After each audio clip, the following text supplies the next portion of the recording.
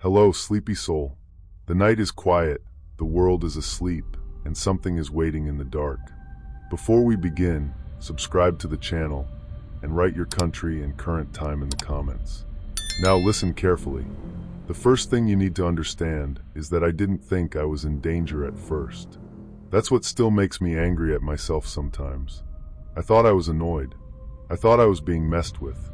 I thought maybe my parents had forgotten to tell me something, or maybe the babysitter had a weird sense of humor. I didn't understand that someone was already inside the house. My name is Claire. I was 17 when this happened, and back then I lived with my parents and my little brother, Mason, in a quiet suburb outside Harrisburg, Pennsylvania. It was the kind of neighborhood where every house had trimmed hedges, basketball hoops in the driveway, and motion lights that came on when raccoons walked across the lawn. Nothing ever happened there. At least, that's what everyone said.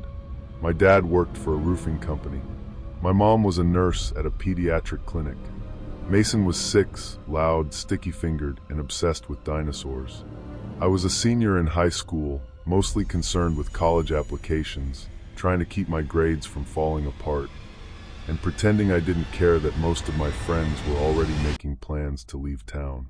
Our house wasn't old, but it had some age to it. Built in the late 80s, 2 stories, beige siding, unfinished basement, narrow attic crawlspace that my dad swore he was going to organize every summer and never did. At night, it made all the normal house sounds. Pipes ticking, heat kicking on, wind pressing against the windows. I knew every sound that house made, or I thought I did. The night it happened was a Friday in November. Cold, rainy, miserable. Not a thunderstorm, just that steady, thin rain that makes everything outside look blurred and gray. My parents had plans to go to a retirement dinner for one of my mom's co-workers. They were supposed to leave around 6 and get back before midnight. Originally, I was going to watch Mason alone. I had done it plenty of times. He was easy enough if you gave him chicken nuggets, cartoons, and let him explain dinosaur facts until he ran out of breath. But my parents had gotten nervous lately because there had been a few break-ins in nearby neighborhoods. Nothing violent. Mostly garages, cars, packages stolen from porches. Still, my mom didn't like the idea of me being alone with Mason all night. So she hired a babysitter to come halfway through. Her name was Kara. She was 19, a college student, and the daughter of someone from my mom's clinic. I had met her once before. She seemed normal, friendly, kind of quiet, with curly blonde hair and a big canvas bag full of coloring books and snacks. The plan was that I'd watch Mason from 6 to 8, then Kara would come over and stay until my parents got home. I was supposed to use that time to finish an essay upstairs. It sounded unnecessary to me, but my mom insisted. "You'll thank me when you're not trying to write about the Great Gatsby while your brother is yelling about velociraptors," she said. I rolled my eyes, but she wasn't wrong. Before they left, my mom gave me the usual speech. Lock the doors. Don't use the stove. Don't let Mason answer the door. Call if anything feels off. My dad checked the back door twice because that was just who he was. Then they left in my mom's car, headlights washing across the front windows before disappearing down the street. For the first hour, everything was completely normal. Mason ate dinner at the kitchen island while swinging his feet and getting ketchup on his sleeves. I loaded the dishwasher. We watched half of an animated movie I'd seen at least 20 times. Rain tapped softly against the living room windows. The house smelled like nuggets, laundry detergent, and the cinnamon candle my mom always lit near the front door. At 7:42, my phone buzzed. Unknown number. The text said, "Hey Claire, it's Kara. Your mom gave me your number. Running a few minutes late. Be there around 8:10. That didn't seem strange. My mom was always giving people my number without telling me. I replied, "No problem." A few minutes later, Kara texted again. "Is Mason still awake?" I looked over at him.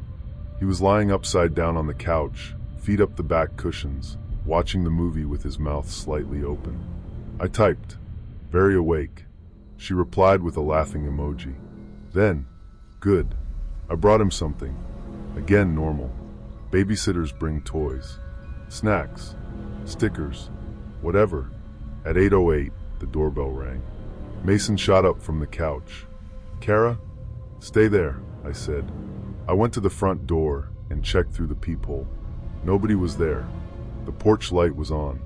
Rain fell in thin silver lines beyond the steps. The driveway was empty except for my car. Across the street, the Jacksons' house had their upstairs lights on. Everything looked ordinary, quiet, even comforting, but my gut told me something was off. I'd learned too late that danger often wears a friendly face. I opened the door with the chain still on and looked out. No one. No car pulling away. No footsteps. No umbrella. Just rain and the wet shine of the porch. I closed the door and locked it. My phone buzzed. "Sorry, wrong house, LOL. I'm pulling up now." I stared at the message.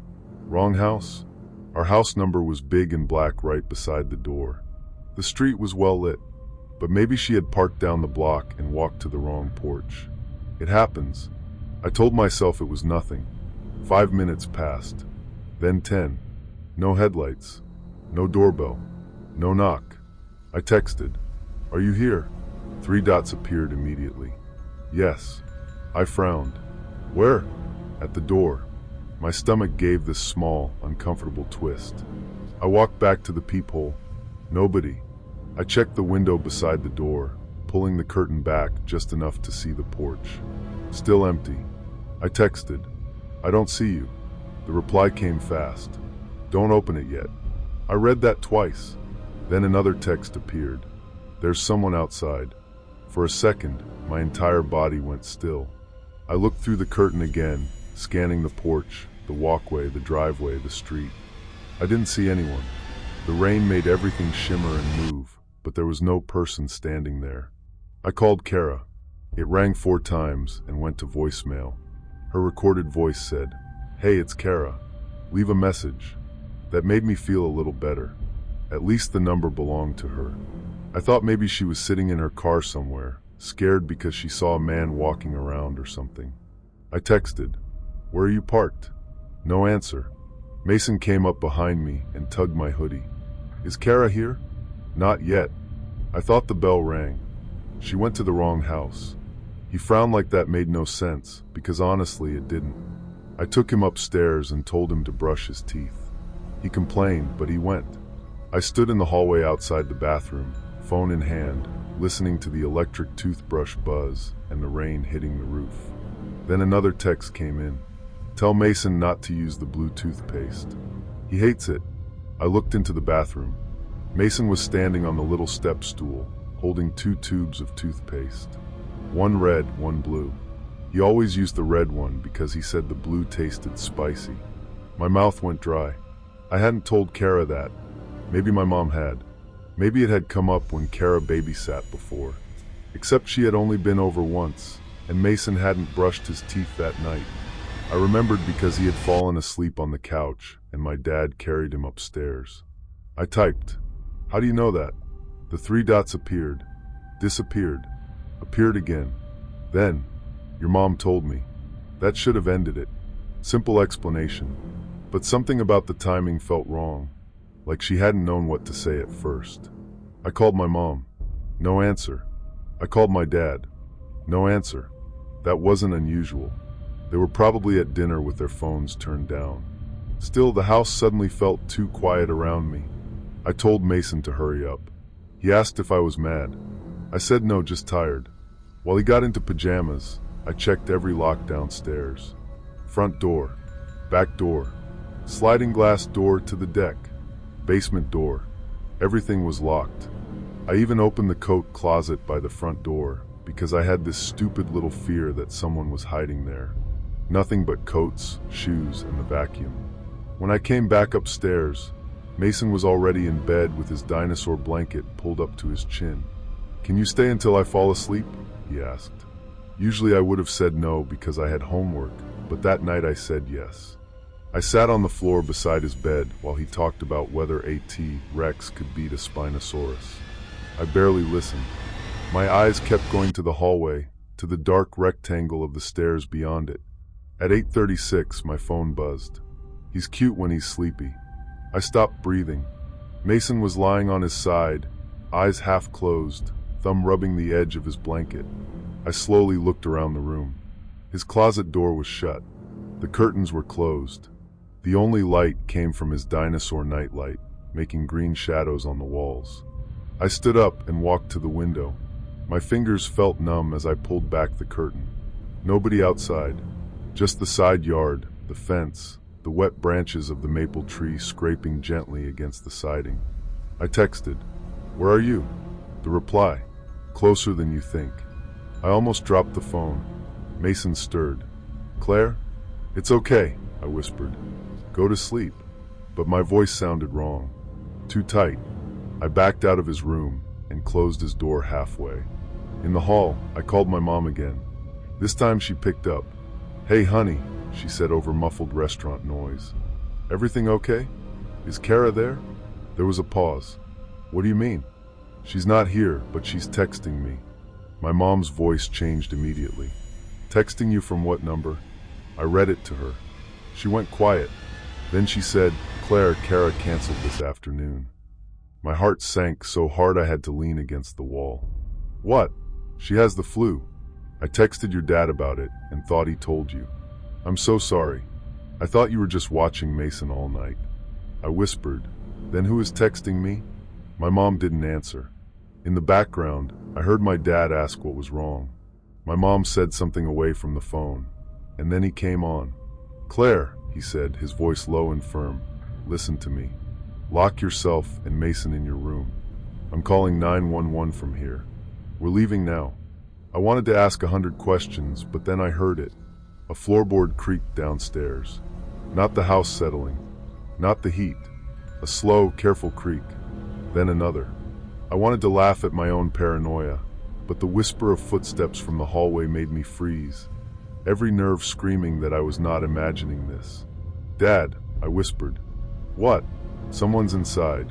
There was a terrible silence on the phone. Then he said, "Get Mason. Now." I moved before I could think. I pushed open Mason's door and shook his shoulder. "Get up," I whispered. He whined softly. "Why?" "Because I said so. Come on." He started crying because he was tired and confused, and I clamped one hand gently over his mouth. "Mason, you have to be quiet." That scared him more than yelling would have. His eyes went wide and he nodded. I pulled him out of bed and into the hallway. My bedroom was at the other end, past the stairs. The stairs were dark. As we stepped into the hall, my phone buzzed again. "Don't wake him up." I didn't read it until later, but I felt the vibration in my hand, and somehow I knew.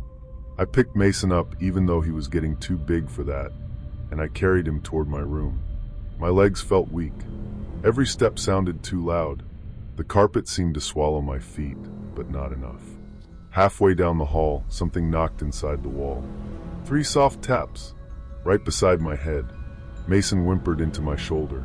I turned slowly. The sound had come from the wall vent near the floor outside the bathroom. It was one of those old metal return vents, painted white a dozen times until the edges looked thick and rounded. Tap, tap, tap. Then my phone buzzed again. "I see you." My whole body went cold. I ran the last few steps to my room, shoved Mason inside, and slammed the door. My heart sank into my stomach as the door clicked shut behind me, and I realized I was completely alone with my little brother while someone was watching, and I had no way out except the second-story window. I locked the door.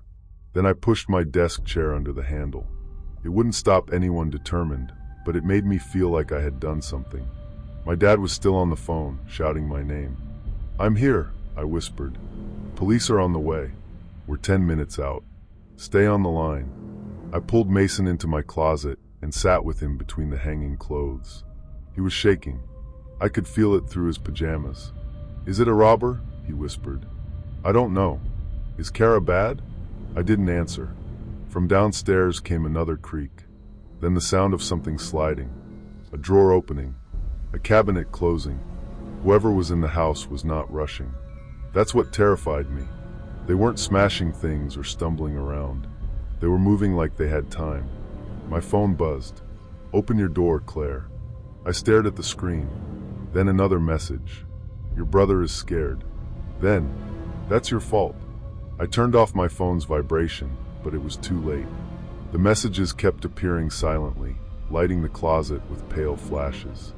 Mason buried his face in my arm. I could hear my own breathing, shallow and uneven. I could hear rain against my window. I could hear my dad through the phone, trying to stay calm and failing. Then there was a knock on my bedroom door. Not loud, just polite. One tap, then another. A voice spoke from the other side. "Claire?" It was a woman's voice. Soft, young, almost friendly. "I'm sorry I scared you," she said. "Your mom told me to come in." Mason looked up at me. I shook my head hard. The doorknob turned. The chair under it scraped slightly, then held. "Claire," the voice said again. "Open the door." My dad heard it through the phone. "Do not answer her," he said. "Do you understand me? Do not answer." I pressed the phone to my ear so hard it hurt. The woman outside sighed. Then she laughed quietly. It was such a normal laugh. Not evil, not crazy, just a little amused, like I was being dramatic.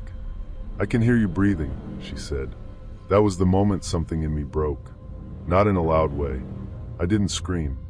I didn't suddenly become brave. I just started silently crying, tears running down my face while I kept one hand over Mason's mouth and the other wrapped around my phone. The doorknob stopped moving. Footsteps walked away from the door. For a few seconds, there was nothing. Then I heard the bathroom vent rattle. Slowly, like someone was unscrewing it from the other side. I stared at the closet door, frozen. The vent was in the hallway, not in my room. But the sound was so close, metal scraping against paint, screws turning, something shifting behind the wall. My dad was saying something, but his voice sounded far away. I crawled out of the closet and looked around my room for anything I could use. My phone charger, a lamp, a heavy candle on my dresser. I grabbed the candle, even though my hands were trembling so badly I almost dropped it. Then my bedroom window lit up red and blue. Police lights. For 1 second, I felt relief so strong I almost collapsed. Then the woman outside my door whispered, "Too late." The bedroom doorknob jolted hard. The chair slipped. Mason screamed.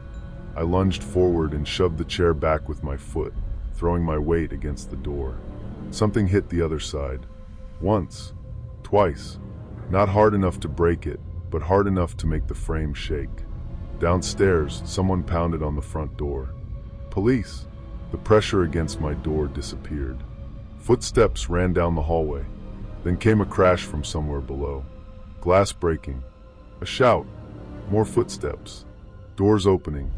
My little brother was crying into my shirt, and I was crying too by then, making these ugly, breathless sounds I couldn't stop. My dad shouted through the phone, "Claire? Claire?" "I'm here," I said. "I'm here." The police found the back sliding door open. The glass hadn't been broken from outside. The latch had been unlocked from inside. They searched the house. Every closet, the basement, the attic, the garage, the yard, the neighbors' yards. They found muddy footprints on the deck, but the rain had already ruined most of them. Whoever had been inside was gone. My parents arrived while the police were still there. My mom ran upstairs and held Mason and me so tightly I could barely breathe. My dad kept walking from room to room with this pale, stunned look on his face, like the house had betrayed him. The officers took my phone. They took screenshots of every message. Then one of them asked where the tapping had come from. I pointed to the vent in the upstairs hallway. A tall officer crouched down and looked at it. One screw was missing. Another was half-turned. The vent cover hung slightly crooked. He pulled on gloves and removed it. Behind the vent was a narrow wall cavity. Dusty insulation, a few old wires, and something wrapped in black tape. A phone, a cheap prepaid phone, wedged behind the vent, connected to a small portable battery pack. Nobody spoke for a second.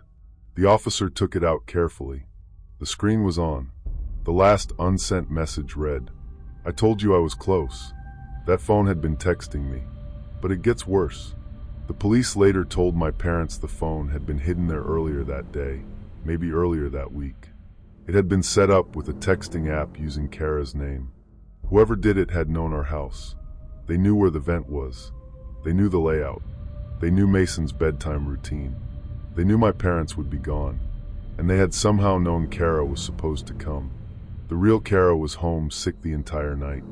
She had texted my mom at 3:40 that afternoon to cancel. My mom had read it while getting ready and thought she told my dad. My dad thought Kara was still coming. I knew none of it. The police questioned Kara, obviously. She was terrified. She had never texted me. She didn't even have my number. She cried when she found out someone used her name. For a while, everyone thought maybe it was someone connected to her. A boyfriend, an ex-someone from her school. But that never led anywhere. Then my dad remembered something. 3 weeks before it happened, we'd had work done on the upstairs bathroom. Nothing major. A leak behind the sink. My parents hired a handyman recommended in a neighborhood Facebook group. His name was Evan, or at least that's what he called himself. He had been upstairs for hours while my parents were at work and I was at school. My grandmother had been there with Mason, but she mostly stayed downstairs. The vent outside the bathroom had been right beside where he was working. When the police tried to contact him, the number he gave was disconnected. His Facebook profile was gone. The address on the invoice was fake. The security camera from a house across the street had caught part of his van when he came for the repair. The plate was muddy and unreadable. That was it. No arrest. No full name. No explanation. Just a stranger who had been inside our house once, learned enough about us, and came back. I used to think home was safe because it was familiar. Because I knew which stair creaked, which window stuck, which cabinet door didn't close right. But that night taught me that familiarity can be used against you. Someone can learn your routines, your weak spots, the names you trust, the rooms where your little brother sleeps. For months after, Mason wouldn't sleep alone. He had nightmares about the wall phone. That's what he called it. My parents put cameras around the house, changed every lock, replaced the sliding door, and had someone inspect the walls like we were living in some crime scene documentary. I moved out for college the next year, but I still checked vents in every dorm room, every apartment, every hotel. I know that sounds ridiculous. I wish it felt ridiculous. Even now, years later, I can't hear a phone vibrate in a quiet room without feeling my stomach drop. I can't babysit. I can't relax in a house when I'm alone. And if someone knocks when I'm not expecting anyone, I don't care who they say they are. I don't open the door. The part one replay the most isn't the woman's voice. It isn't the doorknob turning. It isn't even the phone behind the vent. It's the fact that for almost an hour, I kept texting back. I kept answering. I kept telling the person inside our house exactly where I was, what Mason was doing, and what I believed. That's what fear does when it's disguised well enough. It makes you cooperate before you even know you're trapped. So if you're ever home alone and someone texts you saying they're outside, don't just believe the name on the screen. Call someone. Check another way. Trust the feeling in your body when something doesn't add up. Because sometimes the scariest person isn't the one pounding on your door. Sometimes they're already inside, waiting quietly behind the walls, using a friendly name to make you open your life one message at a time. Story 2. If you heard your mother crying outside your front door during the worst storm of the year, begging you to let her in, would you open it? I used to think I would. I used to think there were certain voices your body just trusted before your brain had time to think. Your mom's voice, your dad's, your child's, someone you love calling your name from the other side of a door. That is what makes this so hard to talk about, because the voice I heard that night was my mother's. Not kind of like hers, not someone doing an impression. It was her exact voice, with the little tired shake she gets when she's cold, calling me by the nickname she only used when I was little. And I was already unlocking the door when my phone rang. My real mother was on the highway, 30 minutes away, and the first thing she said was, "Do not open the door." My name is Rachel. I was 19 when this happened, and at the time I lived with my mom in a small town in western Pennsylvania. Not one of those cute small towns people visit in the fall for apple cider and antique shops. I mean the kind where half the stores downtown are closed by 6, Everyone knows which gas station has the cheapest coffee, and when a siren goes by, your neighbors text each other asking what happened. Our house sat near the end of a two-lane road outside town, close enough that we could drive to Walmart in 12 minutes, but far enough that at night it felt like the rest of the world had been turned off. Behind our backyard was a strip of woods, then an old service road, then more trees. In the summer, you could hear crickets so loud they sounded electric. In the winter, it was all wind and branches scratching the siding. My mom, Laura, worked as a hospice nurse. She did long shifts and weird hours, and when I was younger, I hated it because she missed dinners and birthdays sometimes. But by 19, I understood. She was raising me alone after my dad left when I was 9, and she never complained about it. Not once. I was going to community college then, taking general classes because I had no idea what I wanted to do. I also worked part-time at a pharmacy near the highway.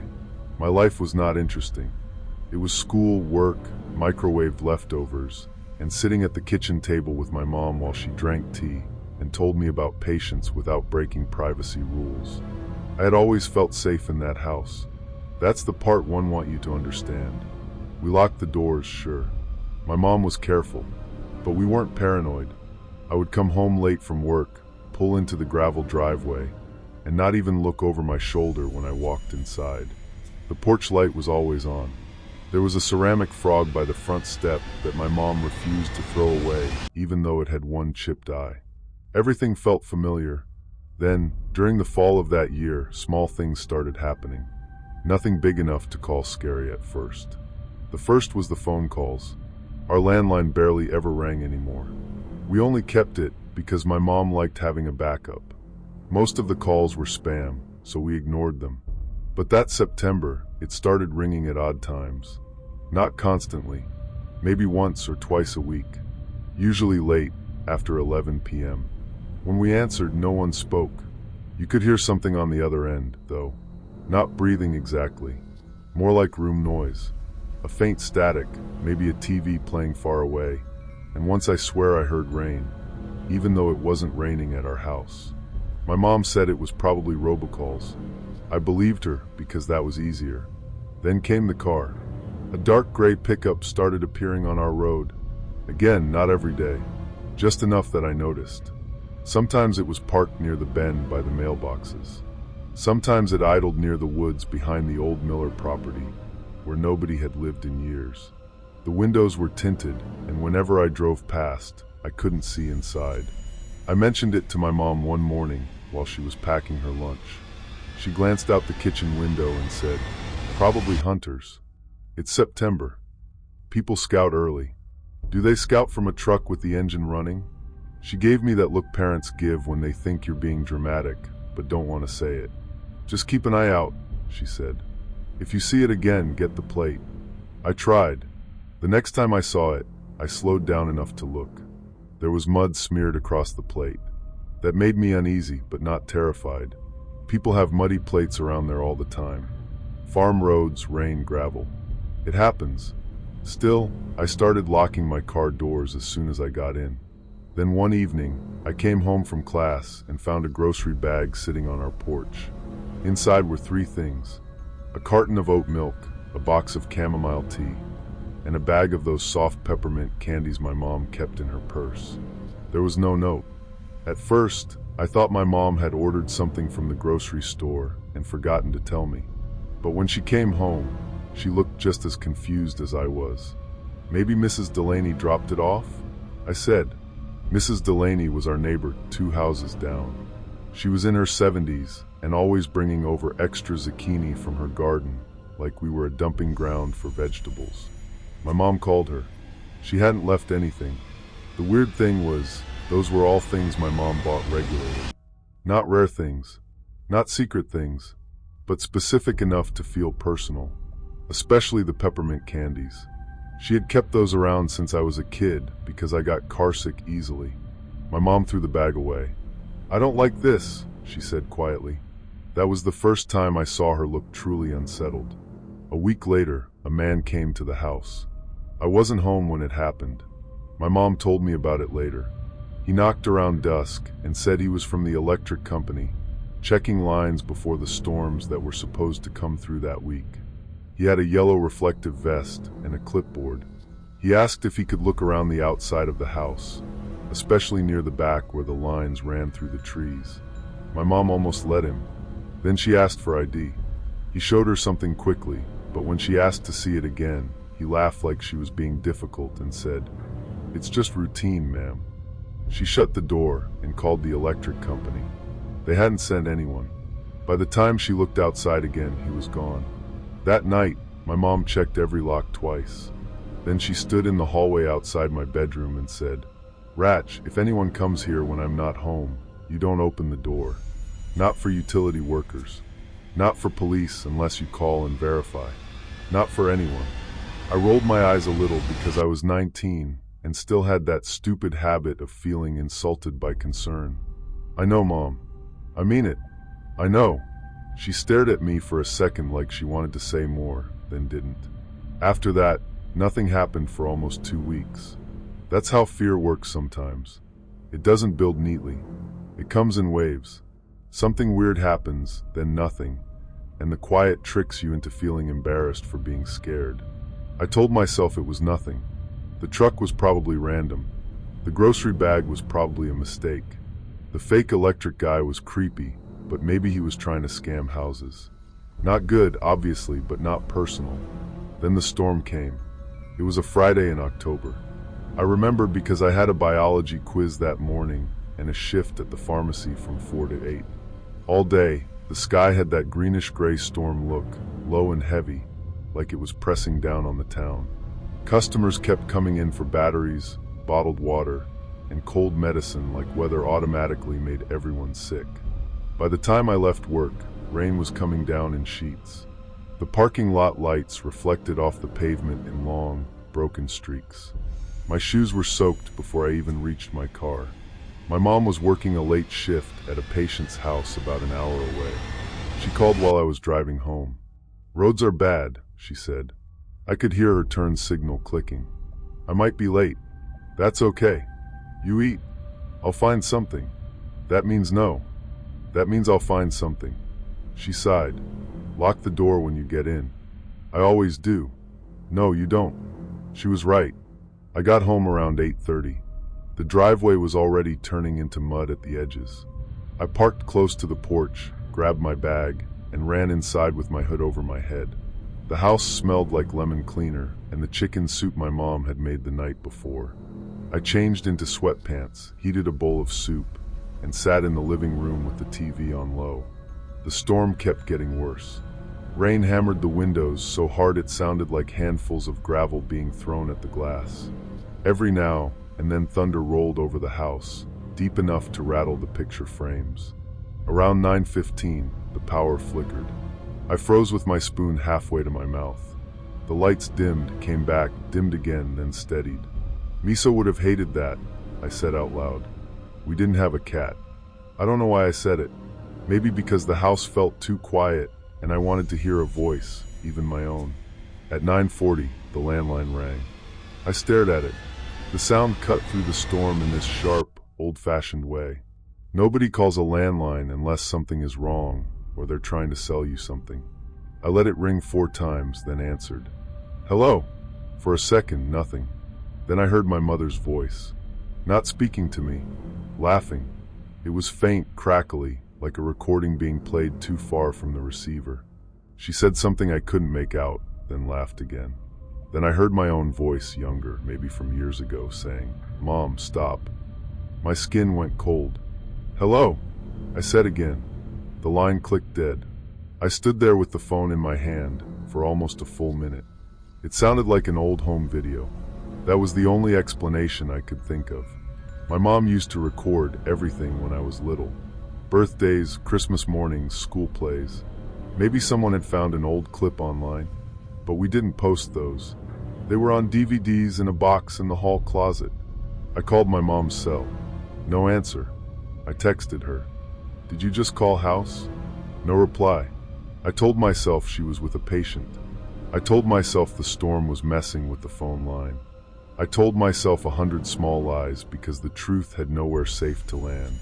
At 10:03, Someone knocked on the front door. 3 knocks. Slow. I turned toward the hallway. For a second, I didn't move. The house seemed to shrink around me.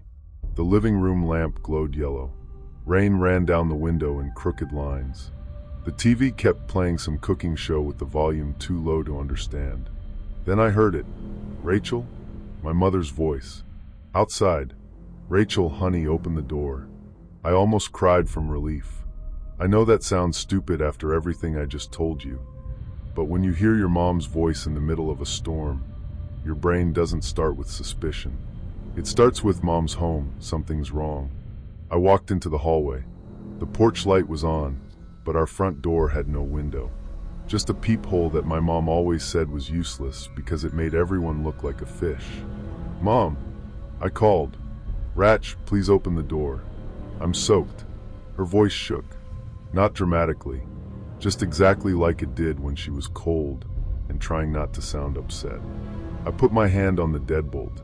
Then I stopped, because something about the timing was wrong. My mom had said she might be late, but she should have called from the driveway.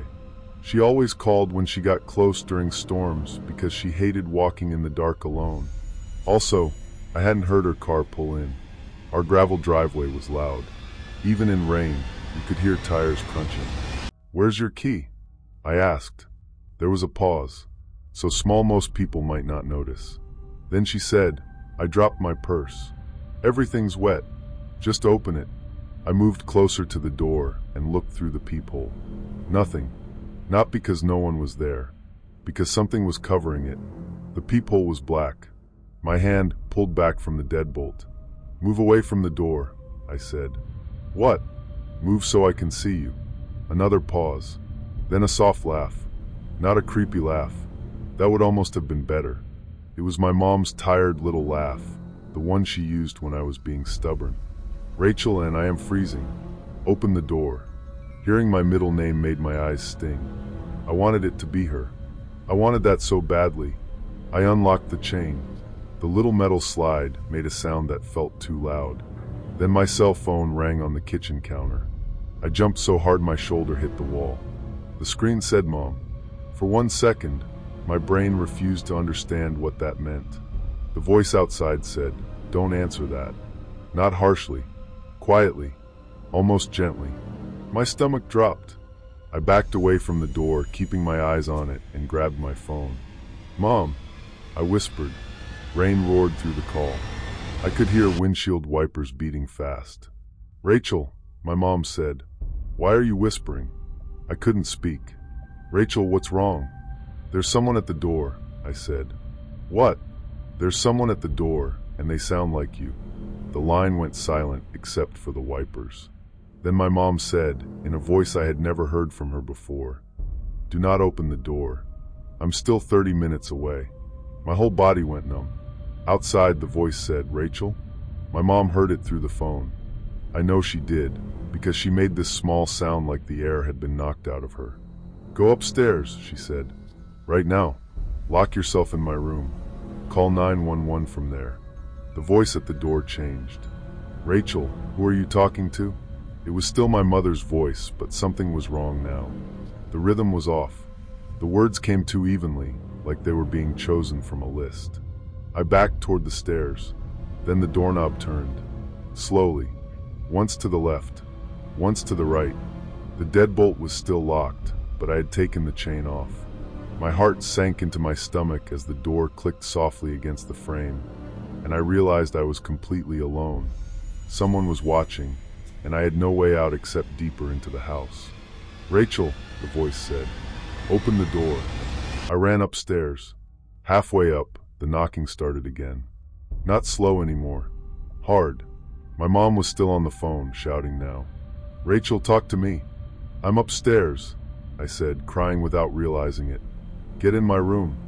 Our upstairs hallway was dark because I hadn't turned those lights on. Lightning flashed through the small window at the end, lighting up the family photos on the wall in quick white bursts. Me in kindergarten. My mom at the beach. My dad cut out of one picture because my mom had been angry that year and later regretted it. I wanted to laugh at my own paranoia, but the whisper of footsteps from downstairs made me freeze, every nerve screaming that I was not imagining this. Not footsteps inside. Not yet. On the porch, moving along the front of the house. Then the living room window rattled.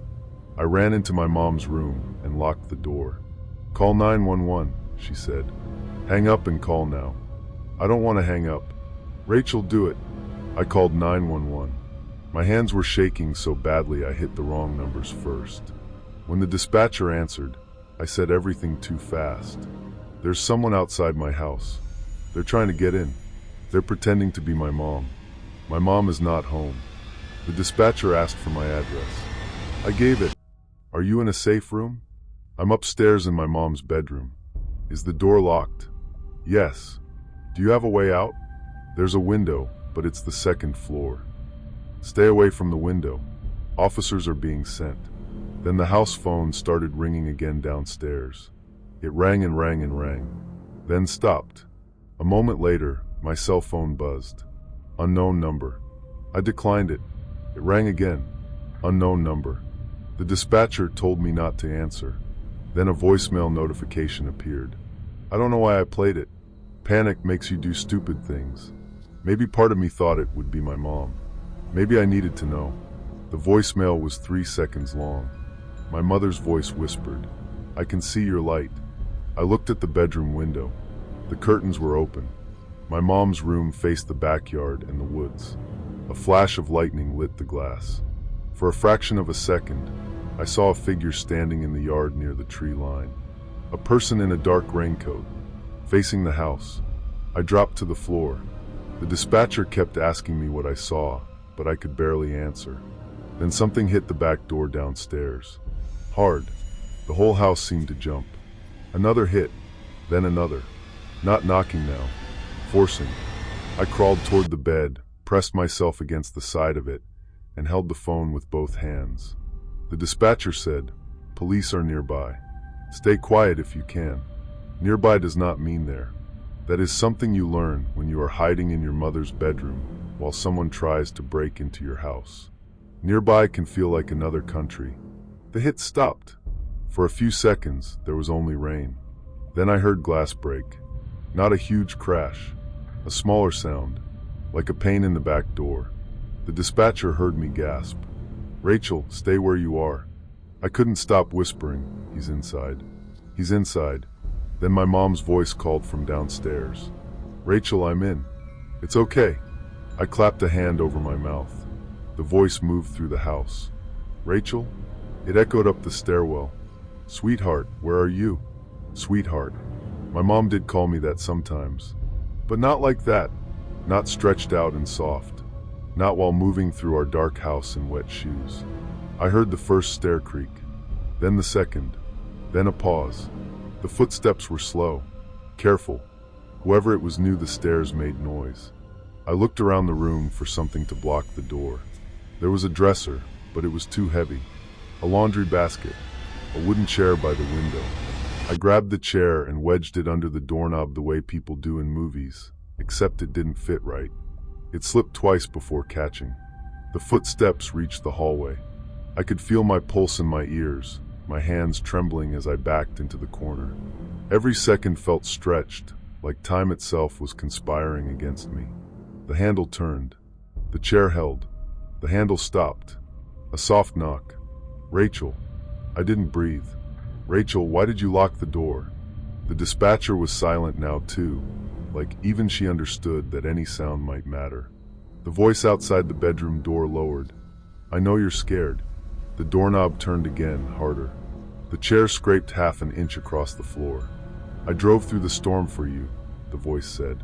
"And you won't let me in." That was the moment my fear changed into something else.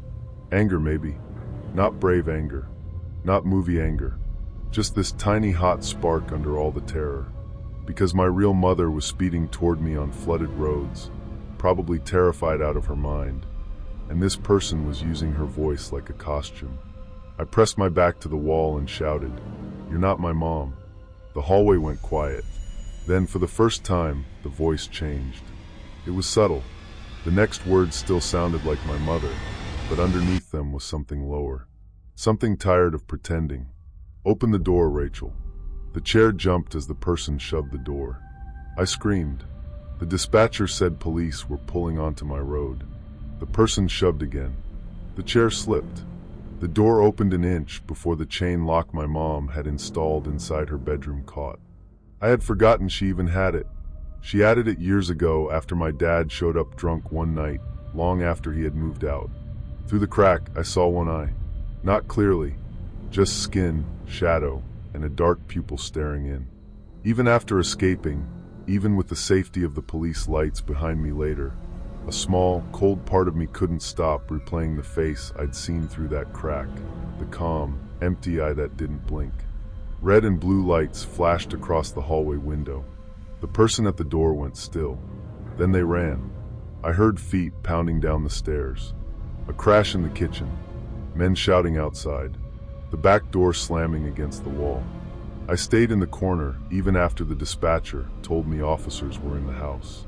I stayed there until a police officer knocked on the bedroom door and said my name in a voice that was not my mother's. "Rachel, I'm Officer Greer. You're safe. We need you to unlock the door." My fingers barely worked. When I opened it, there were two officers in the hallway with flashlights. One was older, one was young and looked almost as scared as I felt. The younger one kept his hand near his holster while checking the rooms. They took me downstairs. The back door window was broken.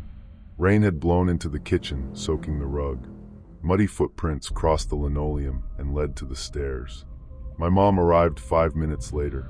She pulled into the driveway, so fast her car slid a little in the gravel. She ran through the rain in her scrubs, hair plastered to her face, and grabbed me so hard I couldn't breathe. For a while she just kept saying, "I'm sorry. I'm sorry. I'm sorry." I don't know why. She hadn't done anything wrong. The police didn't catch him that night. They searched the woods. They brought a dog. They checked the road and the old service trail behind our house. But the storm had turned everything to mud and water, and whoever he was, he knew where to go. They did find things. Near the tree line, they found a small black speaker wrapped in plastic. It was connected to a phone by Bluetooth. The phone was cheap, prepaid, and almost wiped clean, but not completely. On it were audio files. Some were recordings from our landline calls. Some were taken from my mom's Facebook videos. Old clips she had posted years earlier, before she understood privacy settings. Her laughing at my graduation party. Her calling my name at a family cookout. Her saying Rachel, and in that exact mom tone. But some were newer. Much newer. One file was my mom talking to Mrs. Delaney on our porch 2 weeks earlier. Another was my mom telling me to grab laundry from the dryer. Another was me and my mom arguing in the kitchen about whether I had filled the car with gas. That meant he had been close enough to record us at home. More than once. The fake utility worker came back into the story pretty quickly. My mom gave a description, and Mrs. Delaney said she had seen a man in a yellow vest near our backyard the same week. He told her he was checking lines too. She didn't think much of it because he looked official. A few days later, police found a hidden trail camera attached to a tree behind our house. It had been pointed at our back door. They also found flattened grass near the old service road, where someone had likely parked and watched the house through the woods. The dark gray pickup was suddenly very real. So was the grocery bag. So were the phone calls. It had all been one long test. That is what Officer Greer told us later. Not in those exact words, but that was the meaning. The calls tested whether we answered. The groceries tested whether we would accept something strange if it seemed harmless. The fake worker tested whether my mom would open the door. The voice tested me. When I asked why someone would do that, Officer Greer looked exhausted. "Sometimes they're looking for a way in," he said. "Sometimes the whole point is seeing if they can make you open the door yourself." That sentence changed the way I see the world. The man was eventually arrested, but not for us at first. His name was Mark Ellison. He was 46 and had worked temporary jobs all over the county. Cable installation, roofing, landscaping, storm cleanup. Jobs that gave him a reason to be near houses without people questioning it. He was caught 3 towns over after a woman reported seeing him crouched behind her garage during another storm. When police searched his truck, they found rain gear, fake work badges, several prepaid phones, binoculars, and a notebook with addresses. Our address was in it, so were at least 8 others. Next to our address, he had written, "Daughter home alone Fridays. Mother voice works." I didn't see the notebook. My mom did briefly during the investigation, and she refused to tell me more. I only know that line because she said it once during an argument months later, when I told her I was fine, and she said, "No, Rachel, you don't get it. He wrote that my voice works." She broke down after that. We both did. Mark pleaded guilty to several charges. There were more details, other families, other attempts. I won't go into all of that because it isn't my story to tell, and honestly, I don't like thinking about how many doors he might have stood behind, wearing a voice that didn't belong to him. We moved out of the house before Christmas. My mom said it was because the commute was bad and the place needed too many repairs, but we both knew the real reason. She couldn't sleep there anymore. Neither could I. Every storm turned us into strangers, walking from window to window, checking locks, listening too hard. The last night in that house, I stood in the empty living room and looked at the front door. No furniture, no TV, no family photos on the walls, just the door and the little peephole. I thought about how close I had been to opening it. My fingers had been on the lock. The chain was already off. If my mom had called 30 seconds later, maybe even 10 seconds later, I would have opened the door. I would have seen someone standing there in the rain, maybe with a hood pulled low, maybe holding that speaker hidden somewhere. And my brain would have tried to make the image match the voice. Because we trust voices. That's what people don't understand until something like this happens.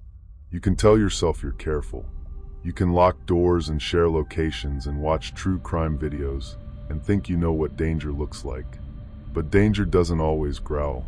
Sometimes it uses a voice you love. I'm 24 now. My mom and I live in different places, but we still have a rule. If one of us comes to the other's door unexpectedly, we call first. If the call doesn't go through, we use a code phrase.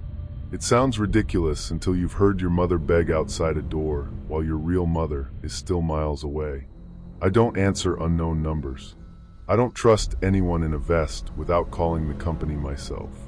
When storms come through, I close every curtain before dark. I keep my phone charged. I keep shoes by my bed.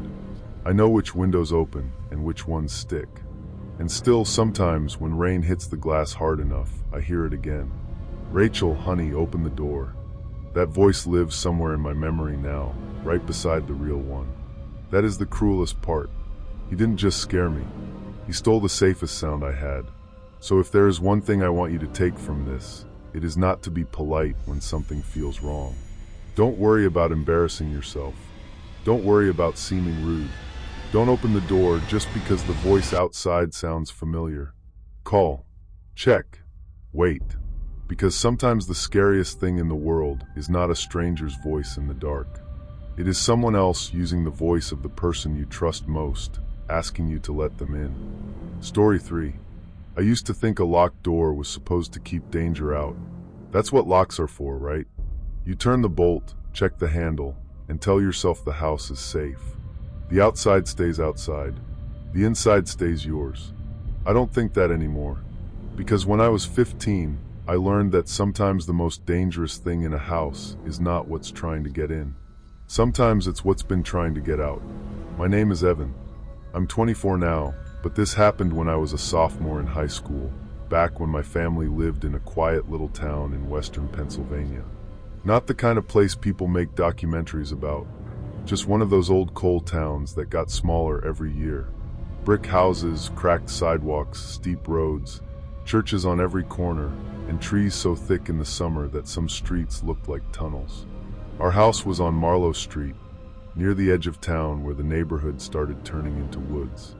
It was old, built sometime in the 1940s, with narrow stairs, heavy doors, and a basement that always smelled like damp concrete no matter how many fans my dad ran down there. I lived with my parents and my older sister, Rachel. My dad worked for the county road department. My mom was a nurse. Rachel was 17 and spent most of her time either at volleyball practice or fighting with my mom about college applications. I was a normal kid. Quiet, kind of anxious, not popular but not bullied either.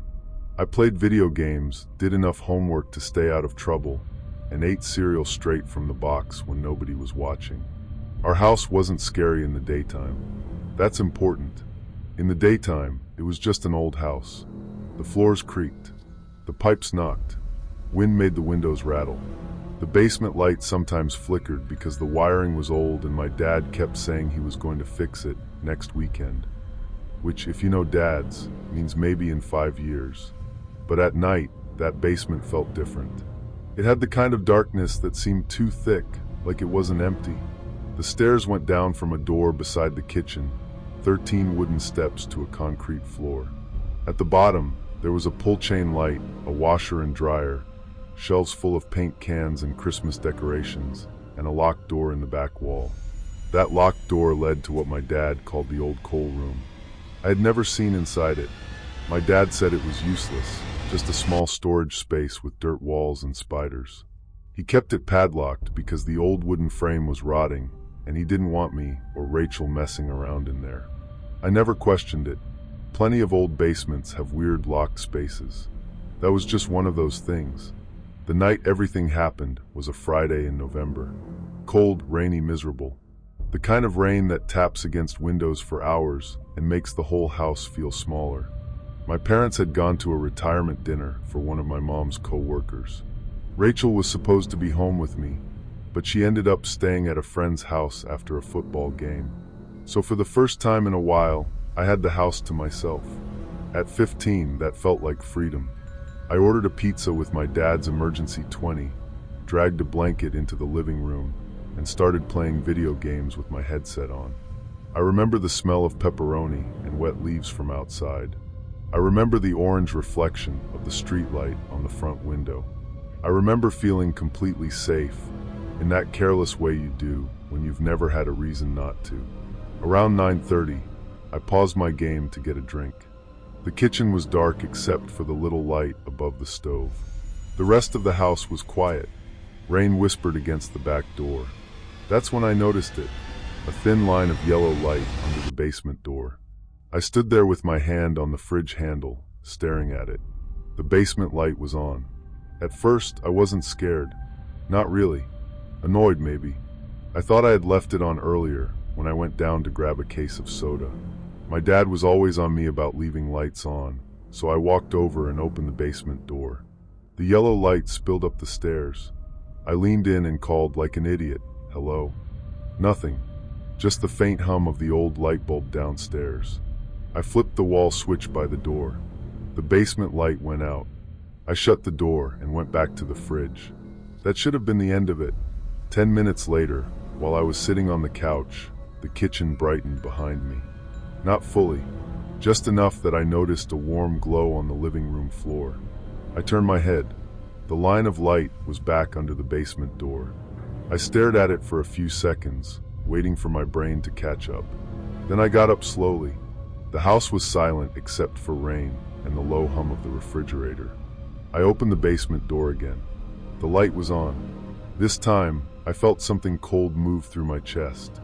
I told myself it was electrical. Old house. Bad wiring. Maybe the switch was loose. Maybe the bulb flickered on somehow.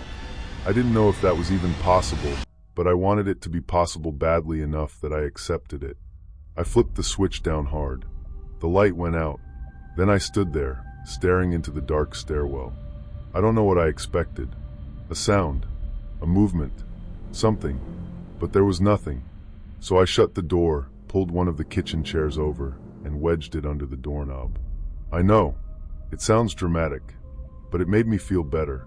I went back to the living room and texted my dad. Basement light keeps turning on by itself. He replied about 5 minutes later. Probably switch. Don't mess with it. I'll check tomorrow. Then a second later. Locked doors. That was my dad. Always practical. I checked the front door, the back door, and the side door by the driveway. All locked. Then I tried to go back to my game. For about 20 minutes, nothing happened. I was almost calm again. I had my headset on, one ear slightly off so I could still hear the house, and I was telling myself I'd laugh about this in the morning. Then I heard a sound from the kitchen. A click, small but sharp. The kind of sound a latch makes. I took off my headset. The living room felt suddenly huge and empty. I listened. At first, nothing. Then another sound, with scraping softly against tile. The kitchen chair. The chair I had wedged under the basement doorknob. I stood up so fast my controller fell off my lap. I wanted to laugh at my own paranoia, but the whisper of movement from the kitchen made me freeze, every nerve screaming that I was not imagining this. The basement door creaked open, slowly. I didn't move. I don't think I breathed.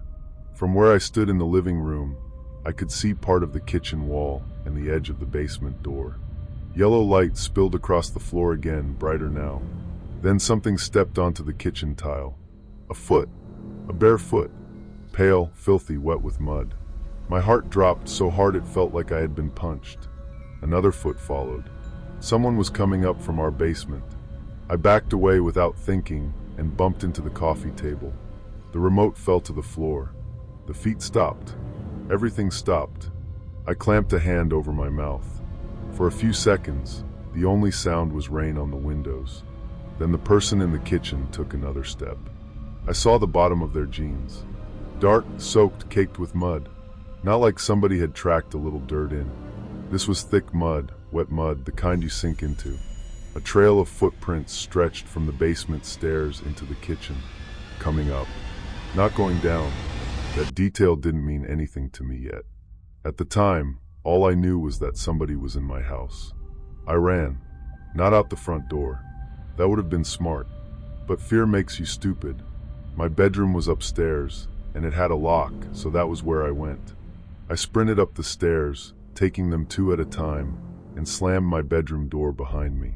My hands were shaking so badly I missed the lock twice before finally turning it. I grabbed my phone and called my dad. No answer. Then my mom. No answer. Then Rachel. She answered on the second ring, laughing at something in the background. "What? There's someone in the house," I whispered. The laughter stopped. "What? There's someone in the house." They came from the basement. "Evan, stop. I'm serious." My voice cracked on the last word, and that's when she knew. "Call 911, she said. "Now." "I am." "Stay on." "No." "Hang up and call 911. I hung up and dialed. The operator answered, calm and professional, which somehow made me more scared. 911, what's your emergency? I told her my address. I told her I was home alone. I told her someone was inside. She asked if I knew the person. No. She asked where I was. My bedroom. Upstairs. Door locked. She told me to stay quiet and stay on the line. I sat on the floor with my back against my bed, staring at the bottom of my door. My room was dark except for the blue light from my TV. Posters on the wall. Clothes on the chair. A half-empty soda can on my desk. Everything looked normal, and that made it worse. My whole life was sitting around me like nothing had changed, while someone I didn't know moved through the house below. From downstairs came a soft thud. Then another. Not footsteps exactly. More like someone bumping into furniture. The operator said, "Officers are on the way. Are you able to hear where the person is?" "Downstairs," I whispered. Then I heard something that made my stomach twist. Crying. Not loud. Not dramatic. A small, broken sound from somewhere below me. I froze. The person downstairs was crying. For a second, confusion cut through the fear. Burglars don't usually cry in your kitchen. At least that's what I thought. Then a voice called from downstairs. "Hello." It was a woman. Her voice was raspy, thin, like she hadn't used it in a while. "Please," she called. "Please help me." I didn't answer. The operator asked, "Did someone speak?" I whispered. She said, "Help me." "Stay where you are." The woman called again, louder this time. "Is anyone here? Please. I need to get out." I pressed my forehead against my knees. I didn't know what to do. Every scary movie, every warning from every adult, tells you not to trust voices in your house at night. People can fake things. People can lure you out. I knew that. I kept thinking, what if she was trying to get me to open the door? What if there was a man with her? What if this was how they got upstairs? Then she started coughing. Hard, wet, painful coughs that echoed through the floor. The operator told me again to stay put. I did. I'm not proud of that, but I did. A minute later, I heard something dragging across the kitchen floor. Then a bang against the back door. The woman gasped. Another bang. She was trying to open it, except the back door had a deadbolt and a chain, and the chain was high. My dad had installed it after someone broke into cars on our street. If you didn't know how stiff it was, it could be hard to move. The woman began to cry again. Please, she said. No, no, no. Then from below me came another sound. A heavy knock. Not at the front door. From the basement. 3 slow bangs. Boom, boom, boom.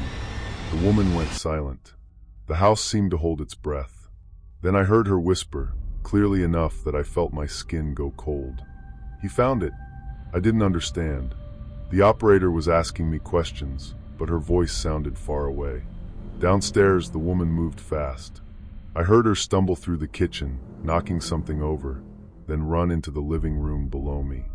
My phone buzzed with an incoming call from my dad, but I stayed with 911.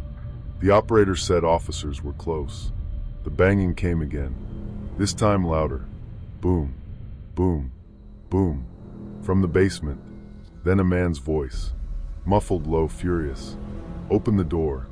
My heart sank into my stomach as I realized the person in our house hadn't come in from outside.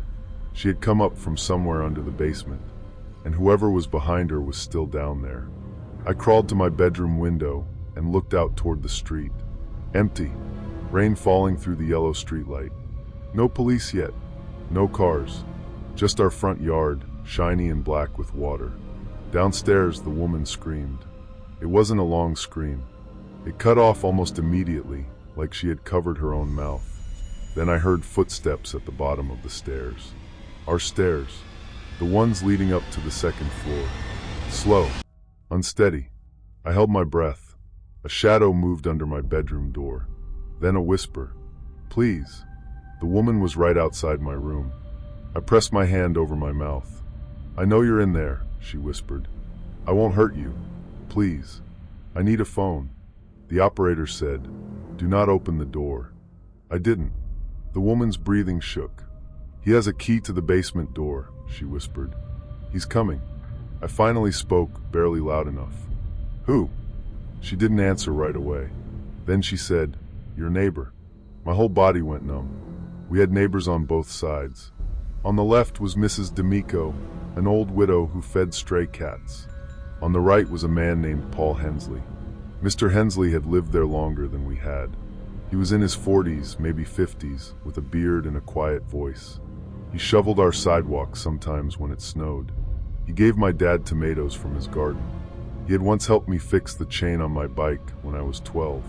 He was boring, normal, the kind of man you didn't think about. I whispered, Mr. Hensley? The woman outside my door made a small sound. Please, she said. He'll hear me. Then something downstairs slammed so hard the floor shook. The basement door. Footsteps crossed the kitchen, slow and heavy. The woman outside my room whimpered. The operator said, police are arriving. Stay quiet. Red and blue light flashed faintly across my bedroom ceiling. Relief hit me so hard I almost sobbed. But it came too early, because before the police reached the house, a voice called from downstairs. Evan. My blood went cold. It was Mr. Hensley. He knew my name, of course. He was our neighbor. But hearing it inside my house, in that calm voice, was one of the worst moments of my life. Evan, buddy, he called. Your parents asked me to check on you. The woman outside my door whispered. No. I could hear him moving through the kitchen. I saw your basement light on, he said. Thought maybe there was a problem. The floorboards creaked near the bottom of the stairs.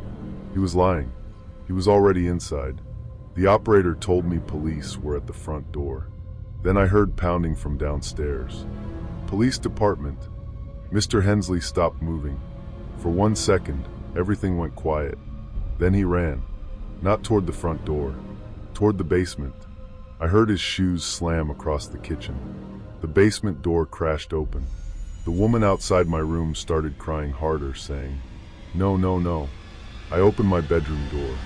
I know I wasn't supposed to, but the police were there, and she was right in front of me, crouched against the hallway wall. She was thin, soaked in mud, wearing an oversized flannel shirt and ripped jeans. Her hair was tangled around her face. Her feet were bare and dirty.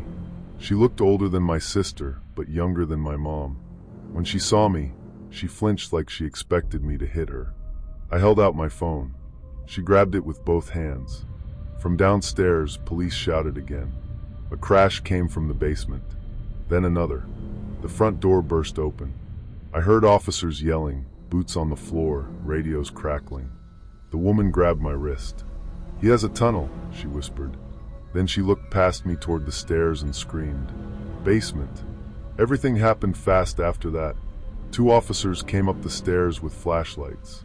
One stayed with us. The other took off downstairs after hearing the woman say tunnel. I remember the officer telling me to sit down, but I couldn't. My legs were shaking too badly. My dad's truck screeched into the driveway about 3 minutes later, and my mom's car right behind it. I could hear my mom crying before she even got inside. They wouldn't let my parents upstairs at first. They kept asking the woman questions. Her name was Melissa. She had been missing for 6 days from a town almost an hour away. I didn't know that then. All I knew was that she kept saying, "He locked the other side. He locked the other side." Police went into the basement. I didn't see it happen, but I heard enough. They found the locked coal room door open.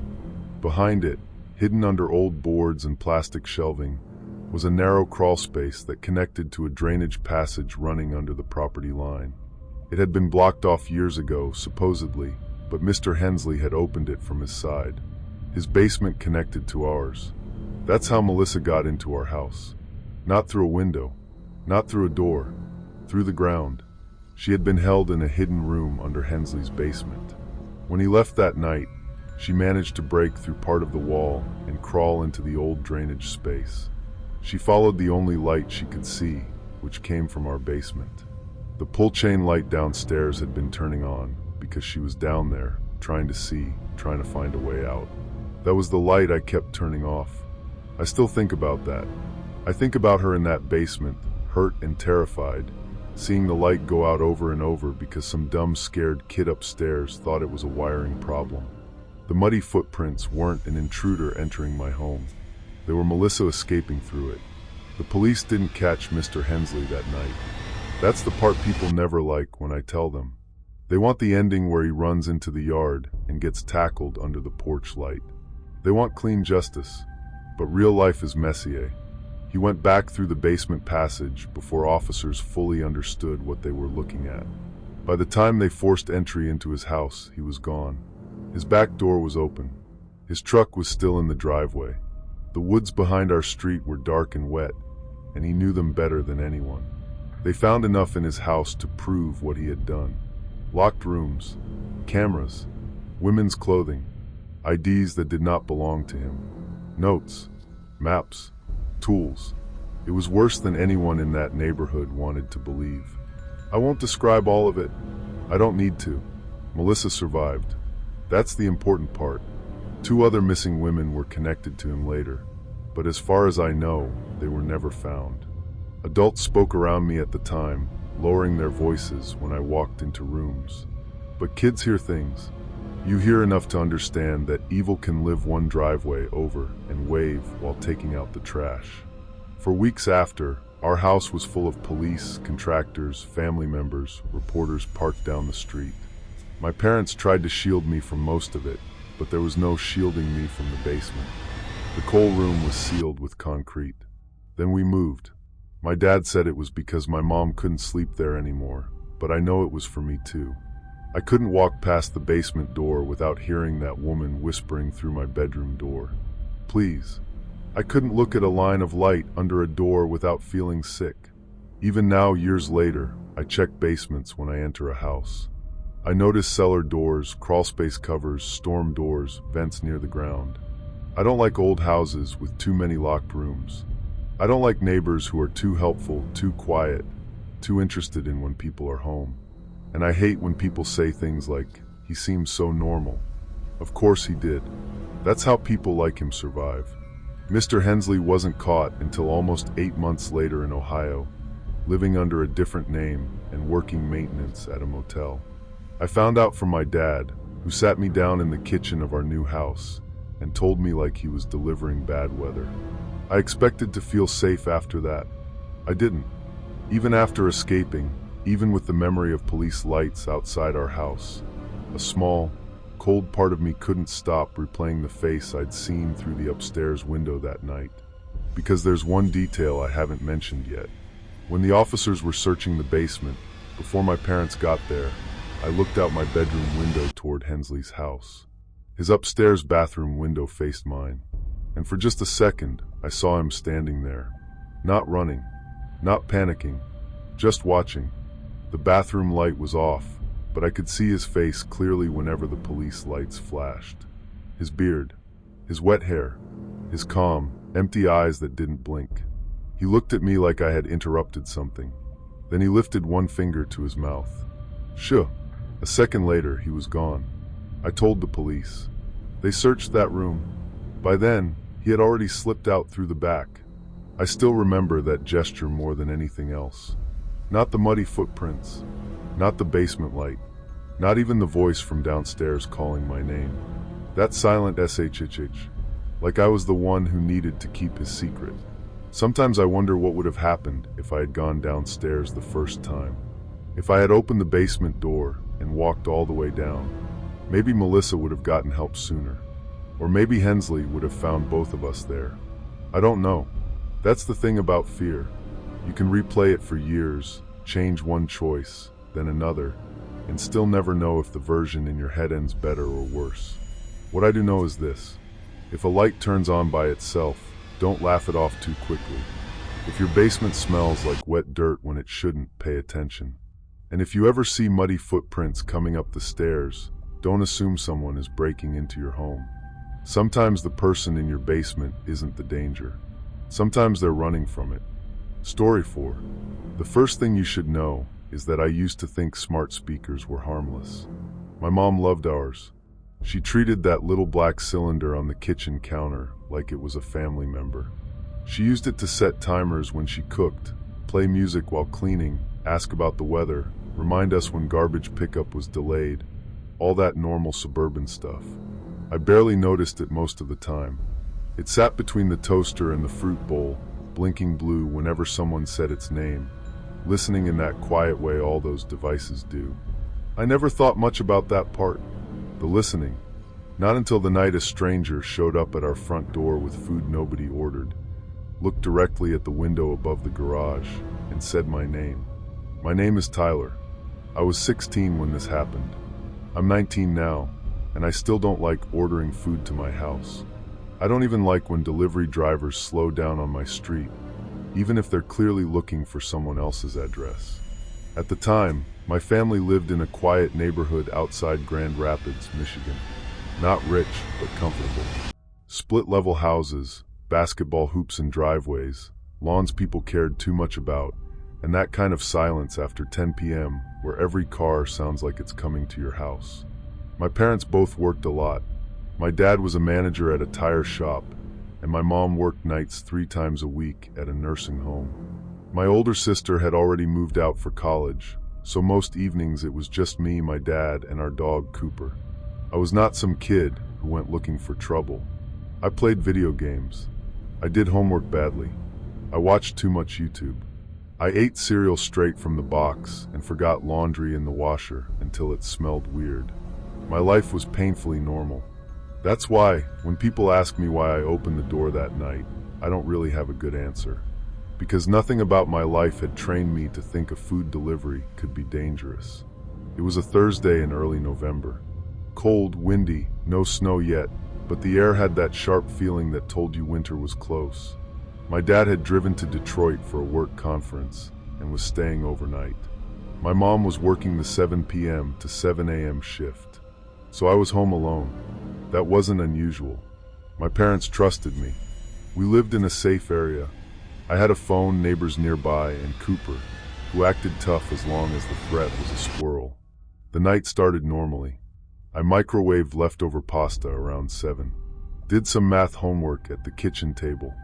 Fed Cooper. Then I went downstairs to the finished basement, which was basically my room, even though my actual bedroom was upstairs.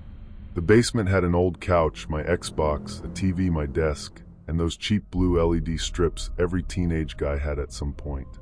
Around 9:30, I was playing online with 2 friends, Mason and Eli. I had my headset on, one ear uncovered, because my mom always told me to stay aware when I was alone. The house was quiet except for the furnace kicking on and Cooper moving around upstairs. Then the doorbell rang. Not a knock. The doorbell. One clear ding-dong through the house. I remember Mason saying through my headset, "Bro, who's at your door?" I didn't answer right away. I paused the game and looked toward the basement stairs. The doorbell rang again. Cooper started barking from the living room. I pulled off my headset and checked my phone.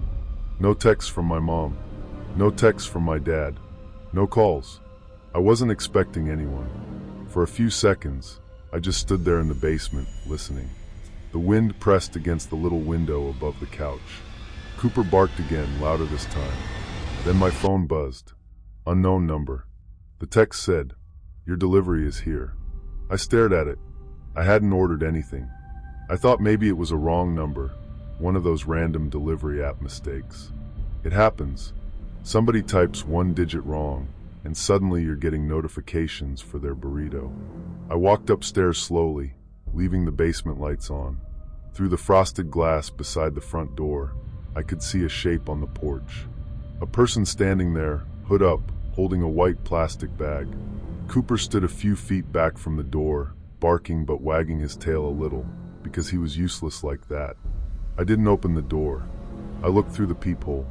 There was a man on the porch wearing a dark hoodie under a red delivery jacket. The kind drivers wear for app services. He had a baseball cap pulled low, and his face was hard to see because the porch light was above him. He held up the bag. "Delivery," he said. His voice was calm. I leaned toward the door without opening it. I didn't order anything. He looked down at his phone. "Tyler?" My stomach tightened. He said my name like it was nothing, like he had said it 10 times already that night. I didn't answer. He looked back at the door. "Tyler, right?" I stayed silent. The man smiled a little, but not in a friendly way. More like he knew I was there and thought it was funny that I was pretending not to be. "It's already paid for," he said. "Instructions say hand it to you." I felt something cold move up my back. The house suddenly seemed way too quiet behind me. "What instructions?" I asked. He looked down at the phone again. "Hand to Tyler. He's downstairs in the blue room. If he doesn't answer, ring twice." I stopped breathing for a second. My basement lights were blue. My game room was downstairs, and he had rung twice. The first thought I had was that one of my friends was messing with me. Mason or Eli could have ordered food as a prank. They knew I was downstairs. They knew about the blue lights. Maybe they put my name in the delivery instructions. I wanted that to be true so badly that I almost let myself believe it. But then the man said, "Your dog's name Cooper?"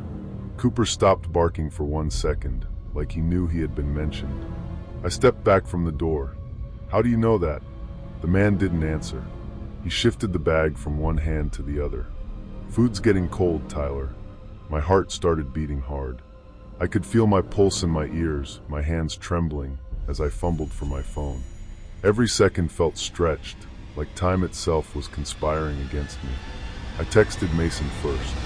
"Did you send food to my house?" He replied almost immediately. "No." "Why?" Then Eli. "Did you order something to my address?" His reply came a few seconds later. "What?" "No."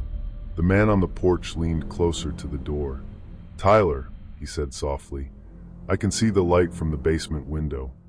I backed away another step. There are moments where your brain tries to act normal, even when your body already knows something is wrong. I was still trying to find some harmless explanation. Maybe the delivery instructions were visible from an old order. Maybe my parents had ordered something and forgotten to tell me. Maybe the driver had delivered before and remembered our dog. But none of that explained the room. The blue room. I called my mom. She answered on the third ring, her voice low and rushed like she had stepped into a hallway at work. "Hey, what's wrong?" "There's a delivery guy at the door," I whispered. "Did you order food?" "No." "Why are you whispering?" "He knows my name." "What?" "He knows I'm downstairs. He knows Cooper." My mom went silent for half a second. Then her voice changed. "Do not open the door." "I'm not." "Go lock the back door. Right now." I turned toward the kitchen. The back door was across from the refrigerator, past the counter where the smart speaker sat. The little black cylinder was dark, silent. I walked quickly and checked the deadbolt. Locked. "Mom, it's locked." "Go to your room and call 911. Before I could respond, the delivery guy knocked. Not at the front door.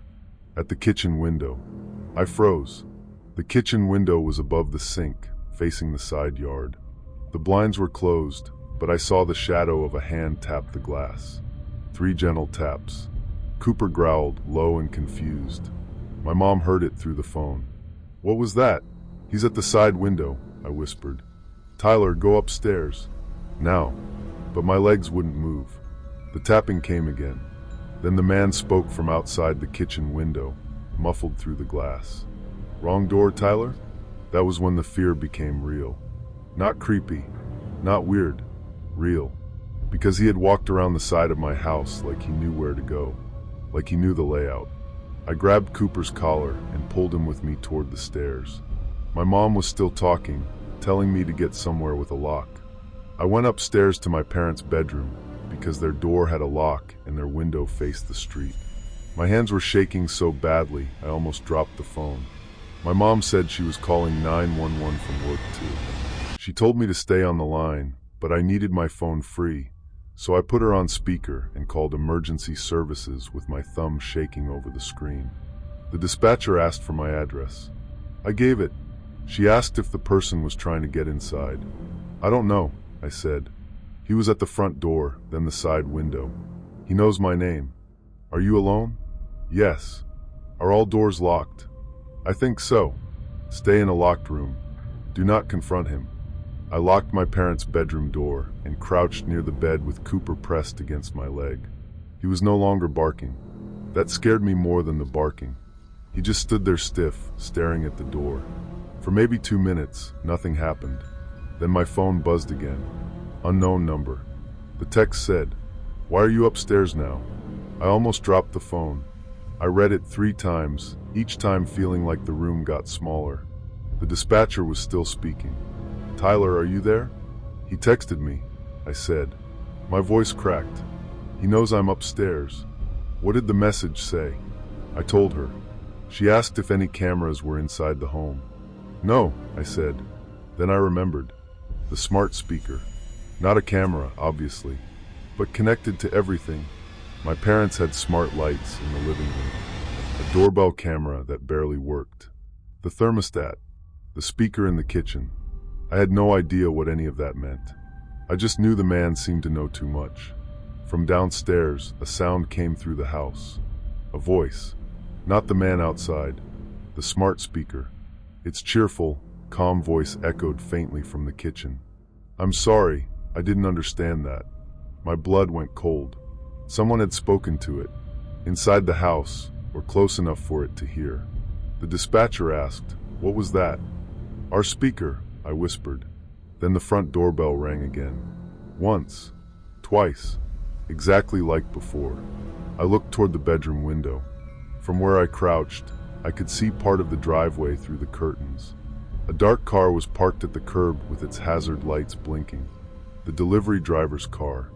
The street looked ordinary, quiet, even comforting, but my gut told me something was off. I'd learned too late that danger often wears a friendly face. Sometimes it wears a red delivery jacket and carries a bag of food. The next text came. "No need to hide. The order says you're alone." My mom, still on the other line, started crying. Not loudly, just this strangled sound like she was trying to keep herself together and failing. "Tyler, listen to me," she said. "Stay away from the windows." I crawled backward from the window, dragging Cooper with me. Then I heard something scrape downstairs. It came from the back of the house, a slow dragging sound, like someone pulling on the sliding door. But we didn't have a sliding door. Then I remembered the small basement window, the one above the couch, the one near my blue lights. It didn't lock right. My dad had been meaning to fix it for months. He had put a wooden dowel in the track, but it was loose. My heart sank into my stomach as the floor seemed to tilt under me. "He's trying the basement window," I whispered. "The dispatcher said officers were on the way."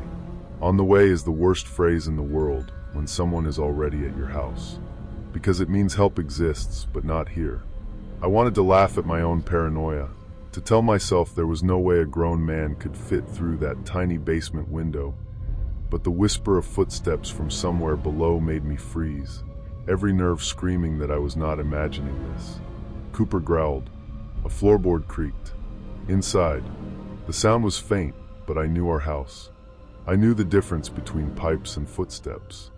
I knew the way the stairs sounded when someone put weight on the third step from the bottom. Someone was in the basement. I covered my mouth with my hand. The dispatcher's voice came through the phone. "Tyler, what's happening?" "He's inside," I whispered. My mom said my name, but I couldn't answer her. Another creak, then another. The basement door opened. I heard it from upstairs because it had that little squeal in the hinges my dad always ignored. Then the kitchen smart speaker lit up again. The blue ring glowed against the ceiling downstairs. A man's voice, faint but clear, said, "Turn on the hallway lights." The hallway outside my parents' bedroom flooded with light.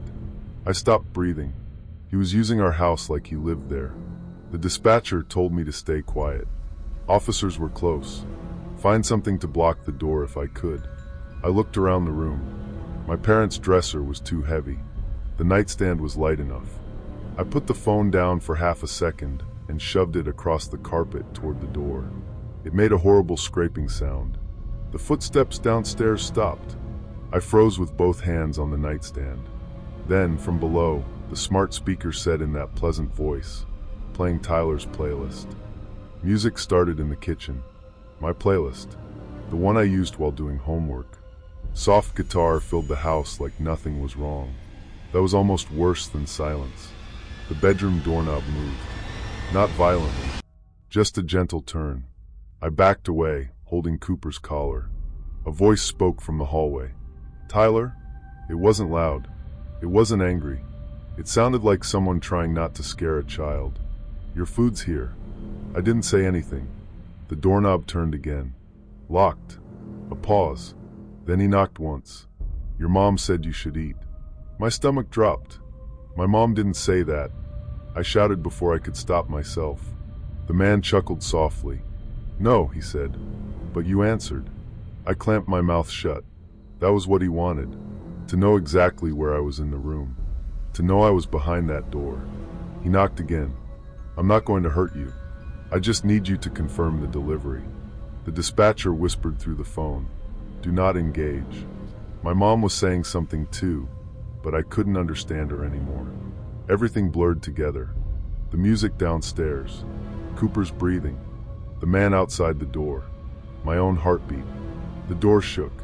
Once, hard enough to make the nightstand jump. I screamed.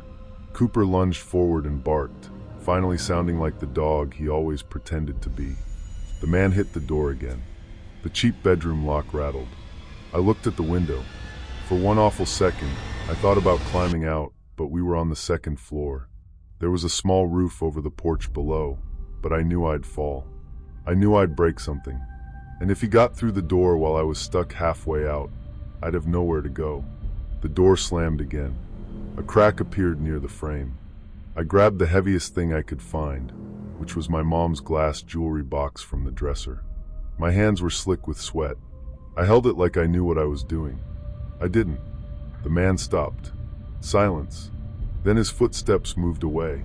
I stayed frozen. The dispatcher said, "Tyler, officers are arriving. Stay where you are." I heard sirens in the distance, faint at first, then louder. The footsteps rushed suddenly, not toward me, but down the stairs. A door slammed somewhere below. Then another sound, glass breaking. Police lights flashed across the bedroom curtains, red and blue, red and blue. Cooper barked like he had finally discovered courage at the safest possible moment. The dispatcher told me officers were outside and that I should remain in the locked room until they called out. I crouched there shaking, still holding the jewelry box, listening to men shouting outside. Police! Show your hands! Then running. Then nothing I could clearly understand. When an officer finally knocked on the bedroom door and said my name, I couldn't move at first. My legs felt numb. I had to push the nightstand away with my foot, and even then I opened the door only an inch. The officer was a woman with kind eyes and a serious face. "You're safe," she said. "Come with me." I wanted to believe her, but as she walked me downstairs, I saw what the man had done. The kitchen floor had muddy footprints across it. The basement door was open. The little window above the couch had been forced inward, the screen bent and hanging loose.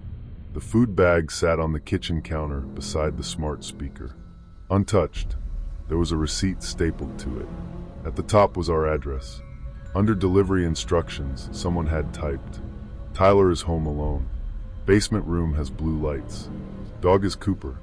Mom works nights. Dad out of town. Hand order directly to Tyler.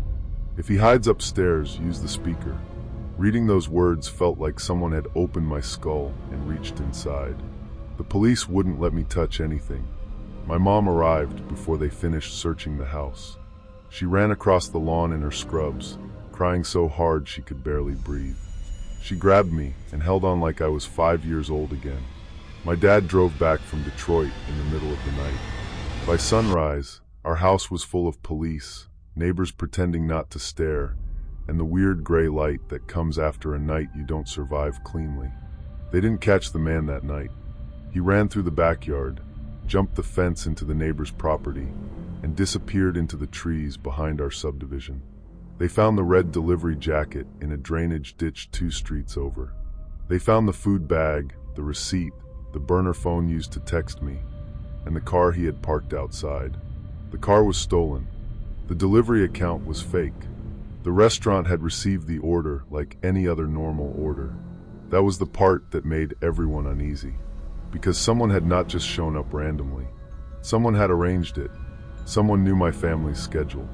Someone knew our dog. Someone knew the house.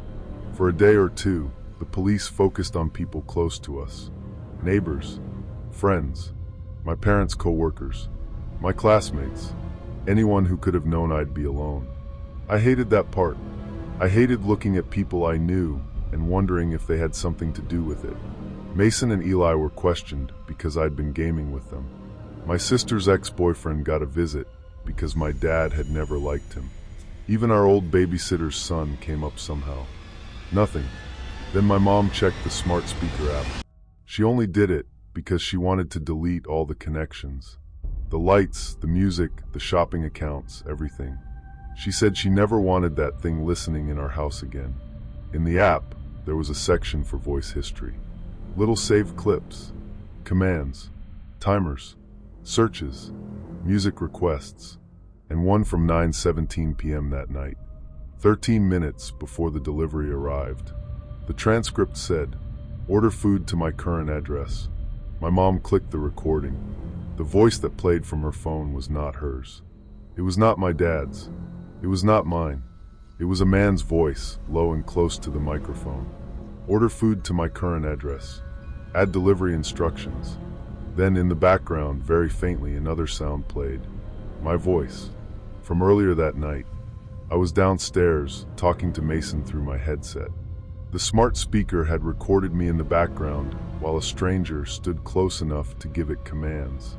Inside our kitchen, before the delivery ever arrived. I can still remember the way my mom looked when she played that recording, like she had realized the night had been worse than we understood. The man hadn't come because of the delivery. The delivery came because of him. He had already been in the house. Maybe only for a minute. Maybe longer. Police found no clear sign of how he got in the first time. The back door was locked when I checked it, but later they found faint marks near the garage entry door. The theory was he slipped in sometime earlier, maybe while I was downstairs with my headset on, maybe while Cooper was in the backyard, maybe through the garage after watching us long enough to know our habits. He used the smart speaker because my mom had linked a food delivery account to it months before as a convenience. She forgot it was even connected. The order was paid through an old card. The instructions were added by voice and edited through a linked account on a device police never found. I don't fully understand the tech side, and I don't want to. What I understand is this. A stranger stood in our kitchen and used our own home to tell another stranger where I was. And then he came back wearing a delivery jacket. The police eventually connected the stolen car to a man named Daniel Price. He had a record for burglary and stalking, but nothing dramatic enough to make the news. He had worked seasonal delivery jobs before. Food delivery, packages, grocery apps. That was how he learned neighborhoods, houses, schedules, which doors people opened without thinking. They found photos on one of his old phones. Our street, our house, my mom's car leaving at night, my dad loading luggage into his trunk that Thursday afternoon, me taking Cooper out in the backyard. One photo showed me through the basement window, blue light on my face, headset on, completely unaware. That picture bothered me more than almost anything else, because I looked safe. I looked bored. I looked like nothing bad could reach me. Daniel Price was arrested almost 3 weeks later in another county after trying something similar at a different house. I don't know every detail, and I don't want to know. He took a plea deal the next year. My parents went to one hearing. I didn't. I wrote a statement, but I asked my mom to read it. People always want to know if I saw his face. Not really. I saw the shadow of it through glass.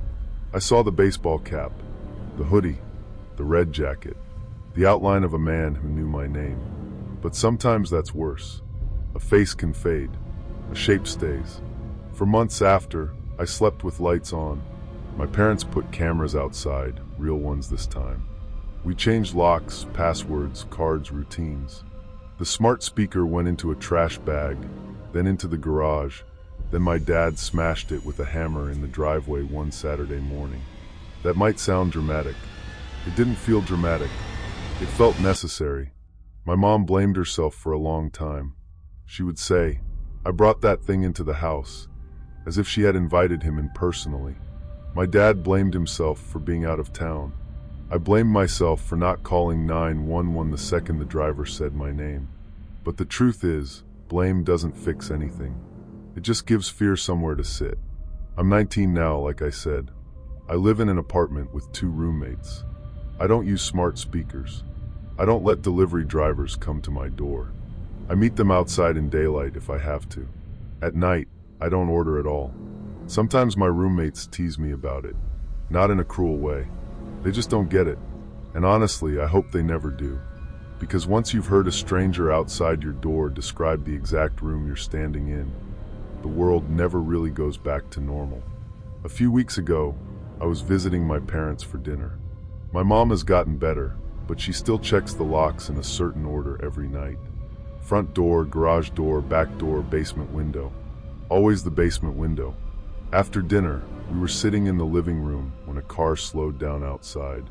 Just a normal car. Probably someone looking for an address.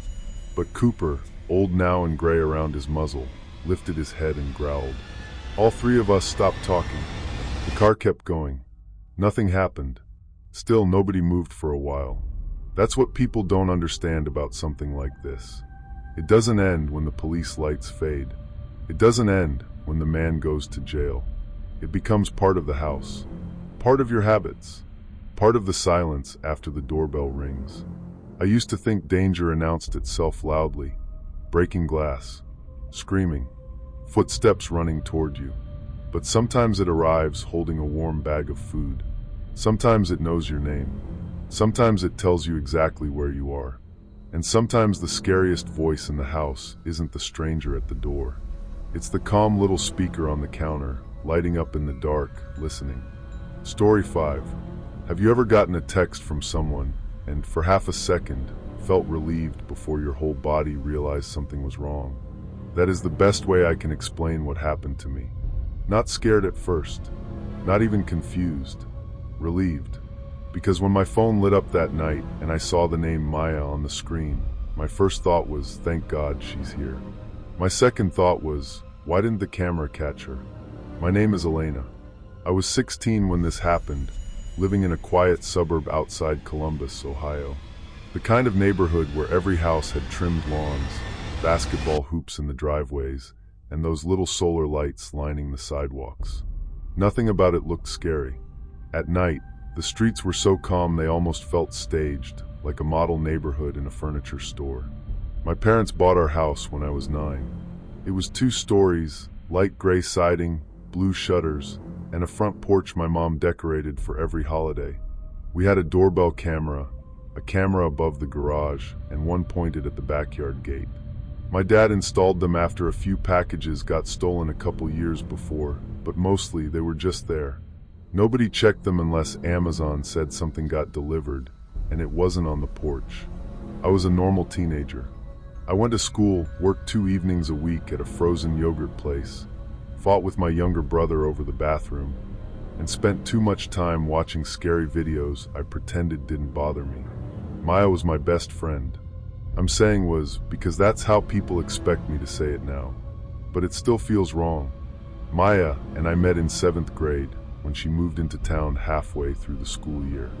She had this messy dark hair she always wore clipped up, and she laughed at things before anyone else did, like she was already halfway inside the joke.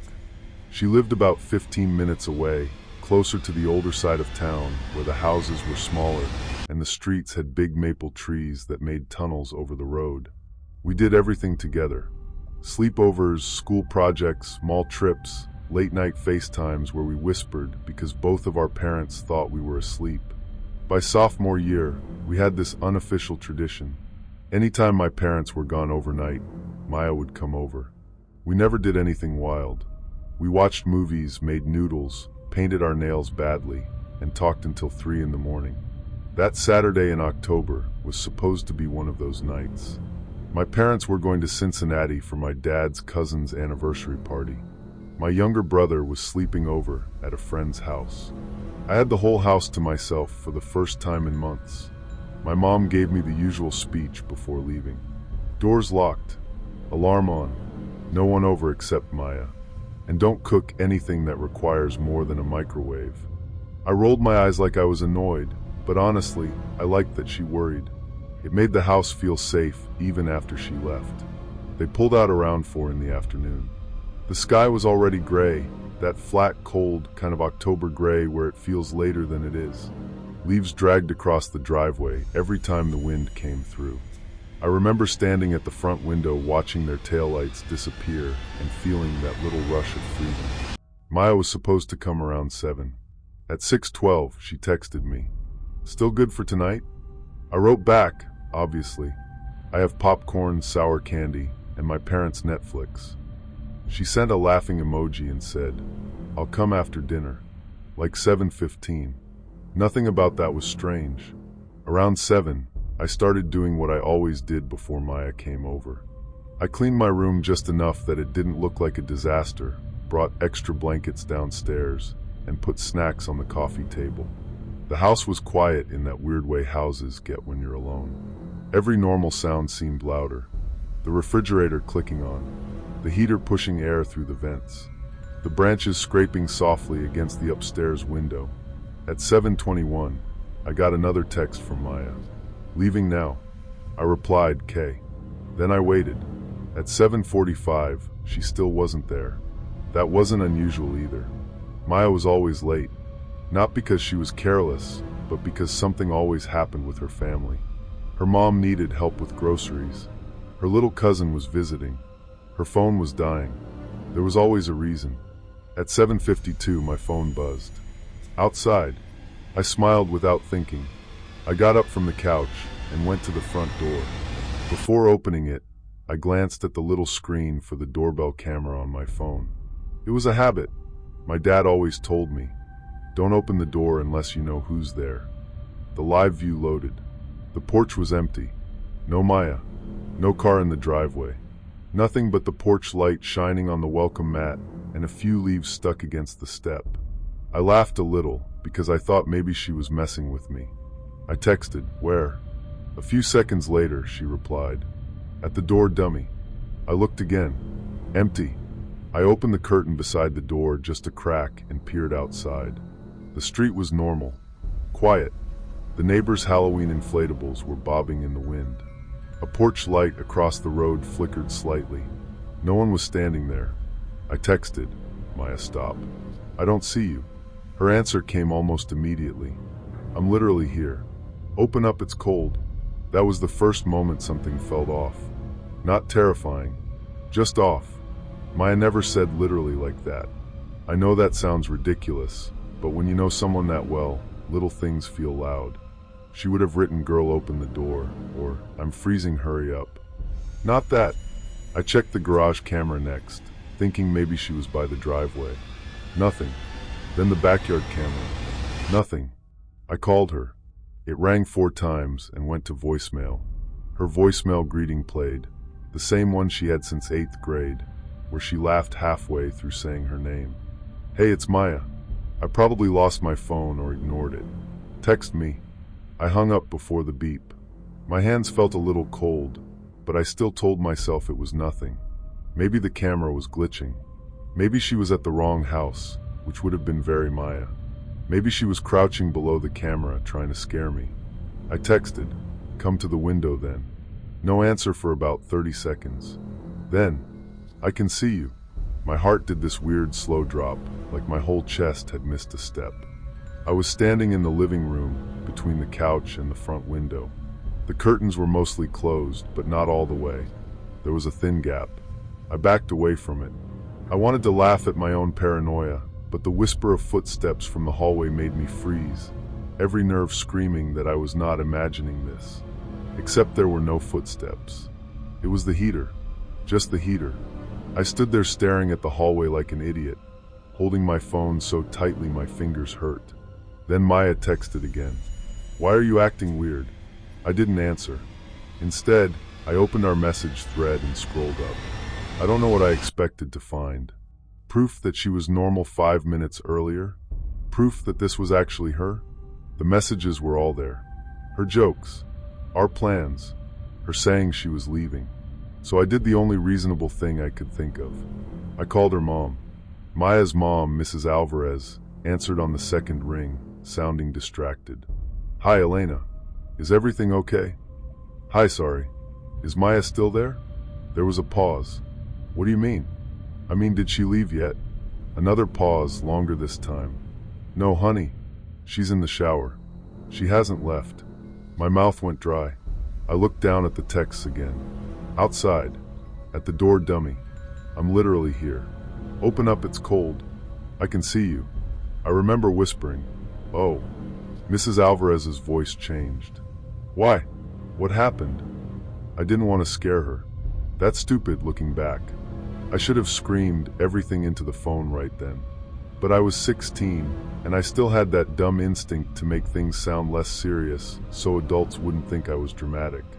"I think someone might be messing with me from her phone." "She doesn't have her phone," Mrs. Alvarez said.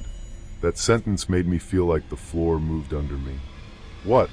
"She left it downstairs charging. I'm looking at it right now." I didn't say anything. "Elena," she said. "What's going on?" I told her. Not all of it, not perfectly, but enough. While I was talking, another text came through. "Tell her to stop lying." I stopped breathing. Mrs. Alvarez was still talking in my ear, asking if I was there, asking if I had locked the doors. I stared at that message until the words blurred. Tell her to stop lying. How could they know I was talking to Maya's mom? I whispered, "I need to call my mom." Mrs. Alvarez said, "Lock yourself in a room. Right now. I'm calling Maya's dad and then police." That was when the fear became real. Not movie fear. Not fun fear. It was this cold, practical terror that made everything in the room look too sharp. The lamp. The coffee table. The dark TV screen reflecting a warped version of me standing there. I checked the front door. Locked. Back door. Locked. Garage door. Locked. I turned on every light downstairs, because darkness suddenly felt like space someone could hide inside. My phone buzzed again. Don't turn on the lights. I almost dropped it. I called my mom. She didn't answer. Then I called my dad. He didn't answer either. They were probably at the party, phones in purses and jacket pockets, music too loud. Another text. I said don't. I ran upstairs. I didn't feel brave. I didn't feel smart. I was shaking so badly I hit my shoulder on the wall going up. I went into my parents' bedroom because it had a lock and a window facing the street. I locked the door, shoved a chair under the handle even though it opened inward, and that probably did nothing, then crouched beside the bed. I called 911. The operator's voice was calm, almost too calm. I told her my name, my address, that I was home alone, and that someone was texting me pretending to be my friend while possibly watching the house. I remember apologizing at least twice, like I was wasting her time. She told me officers were being sent. Are all doors and windows locked? I think so. Can you see anyone outside? I crawled to the window and lifted the curtain just enough to look. The street looked ordinary, quiet, even comforting, but my gut told me something was off. I'd learned too late that danger often wears a friendly face. There was no one on the sidewalk, no strange car sitting with its lights off, no shadow moving between houses, and somehow that made it worse, because the texts kept coming. Come downstairs. Then, you're making this so stupid. Then, I only wanted to hang out. The 911 operator told me not to respond, so I didn't. For about 5 minutes, nothing happened. I stayed on the floor, phone pressed to my ear, listening to the faint hiss of the call and my own breathing. The house below me creaked once. Then again. Old houses make sounds. Even newer houses make sounds. Pipes knock. Wood settles. Vents pop when the heat kicks on. I knew all that. I still felt like someone was moving slowly downstairs. Then I heard it. 3 soft knocks. Not at the front door. At the back. The kind of knock someone makes when they don't want neighbors to hear. I covered my mouth with my hand. The operator asked, "What was that?" I whispered, "Someone knocked." "Where?" "Back door. Stay where you are. Do not go downstairs." Another knock came. Then my phone buzzed with a text. "Wrong door?" I started crying then. Quietly. Not sobbing. Not making noise, just tears coming down my face while I tried to breathe through my nose. Because whoever this was, they knew where they were. They knew the layout of my house well enough to move from the front to the back. They knew I had cameras. They knew to stay out of view. And they were texting me like this was a game. My parents' bedroom had a small bathroom attached. The bathroom window looked over the backyard.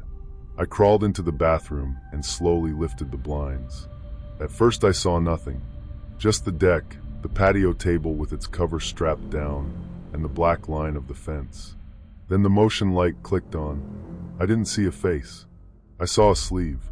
Someone had moved fast along the side of the house, just barely out of camera range, and the light caught part of their arm before they disappeared behind the corner. Dark hoodie, gloved hand. That's all. But it was enough. I told the operator I saw someone. She kept asking questions. Height? Clothes? Did they have a weapon? Were they trying to enter? I didn't know. I didn't know anything. Then my phone buzzed again. Not a text this time. A picture. It loaded slowly, one line at a time. At first I couldn't understand what I was seeing. It looked dark and grainy. Then I realized it was a photo of my house, taken from across the street. In the photo, my bedroom window was glowing upstairs. The living room lights were on downstairs. And in the thin gap of the front curtains, there I was earlier, standing in the living room with my phone in my hand. My heart sank into my stomach as the bedroom door clicked softly in its frame from the air pressure downstairs, and I realized I was completely alone. Someone was watching, and I had no way out. The caption under the picture said, "See." I don't remember exactly what I said to the operator after that.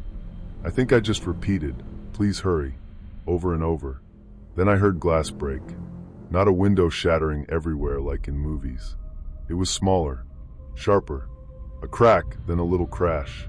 The operator heard it too. What broke? I don't know. Stay hidden. There was a pause. Then the alarm started screaming. I had forgotten my mom said it before she left. It was so loud the entire house seemed to vibrate. The keypad downstairs began beeping and blaring. A robotic voice said something like rear entry or back door, but I could barely hear over the siren and the blood pounding in my ears. The text stopped. That silence scared me more than the messages had, because now whoever was outside wasn't playing with the phone. They were doing something else.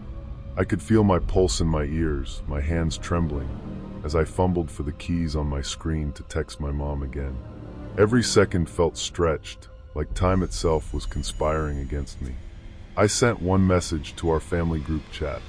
Someone is trying to get in. Police called. I'm upstairs. Then I crawled into my parents' closet. It was the walk-in kind, with laundry baskets on the floor and my dad's work shirts hanging on one side. I pulled the door almost closed and sat behind a row of coats. The 911 operator stayed with me. That's when I heard the back door open. I know the alarm was loud. I know it's possible I imagined some of the smaller sounds. But I did not imagine that. The door opened, then shut. Then there were footsteps in my kitchen. Slow, careful, not rushing. That detail has stayed with me more than anything else. The person wasn't panicking.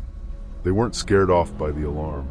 They moved like they had already decided what they were going to do. The operator told me officers were very close. I held my breath. The footsteps moved from the kitchen into the living room, then stopped. My phone screen lit up again. A text. Why did you call them? I turned the screen against my chest so the light wouldn't show through the closet door. Another text came. We were just going to talk. The bedroom door handle rattled.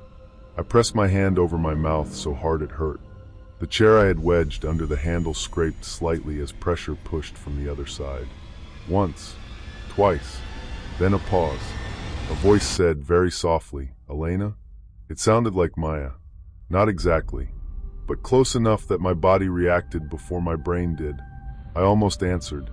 My lips actually parted. Then the voice said it again. "Elena, come on. It's me." The voice was higher than a man's, but lower than Maya's. Like someone trying to imitate her after hearing her talk. It had the shape of her voice, but not the life in it. I stayed silent. The handle rattled harder. Then something hit the door. Not hard enough to break it, but hard enough that the chair jumped. I curled into myself behind the coats, shaking, while the operator kept saying, "Stay quiet. Officers are outside. Stay quiet." Outside, faint under the alarm, I heard sirens. The person at the bedroom door stopped. For 1 second, everything froze. Then they ran. Not down the stairs. Toward the hall. There was a heavy thud, like they hit the wall or knocked something over, then fast footsteps going down. I heard something crash downstairs. A chair maybe. Then the alarm was still screaming, and there were voices outside, and blue-red light started flashing through the cracks around the closet door. The operator told me police were entering, and to stay where I was until they found me. It felt like forever. In reality, it was probably less than 2 minutes. A male voice shouted from downstairs, "Police." Then more footsteps, louder than before, moving through the house. I was still in the closet when an officer knocked on the bedroom door and called my name. I didn't come out until he said my mom's name too, because I was so afraid the person had somehow tricked them. When I finally opened the closet door, I couldn't stand. My legs felt wrong, like they belonged to someone else. The officer was young, maybe late 20s, and he looked genuinely disturbed when he saw me.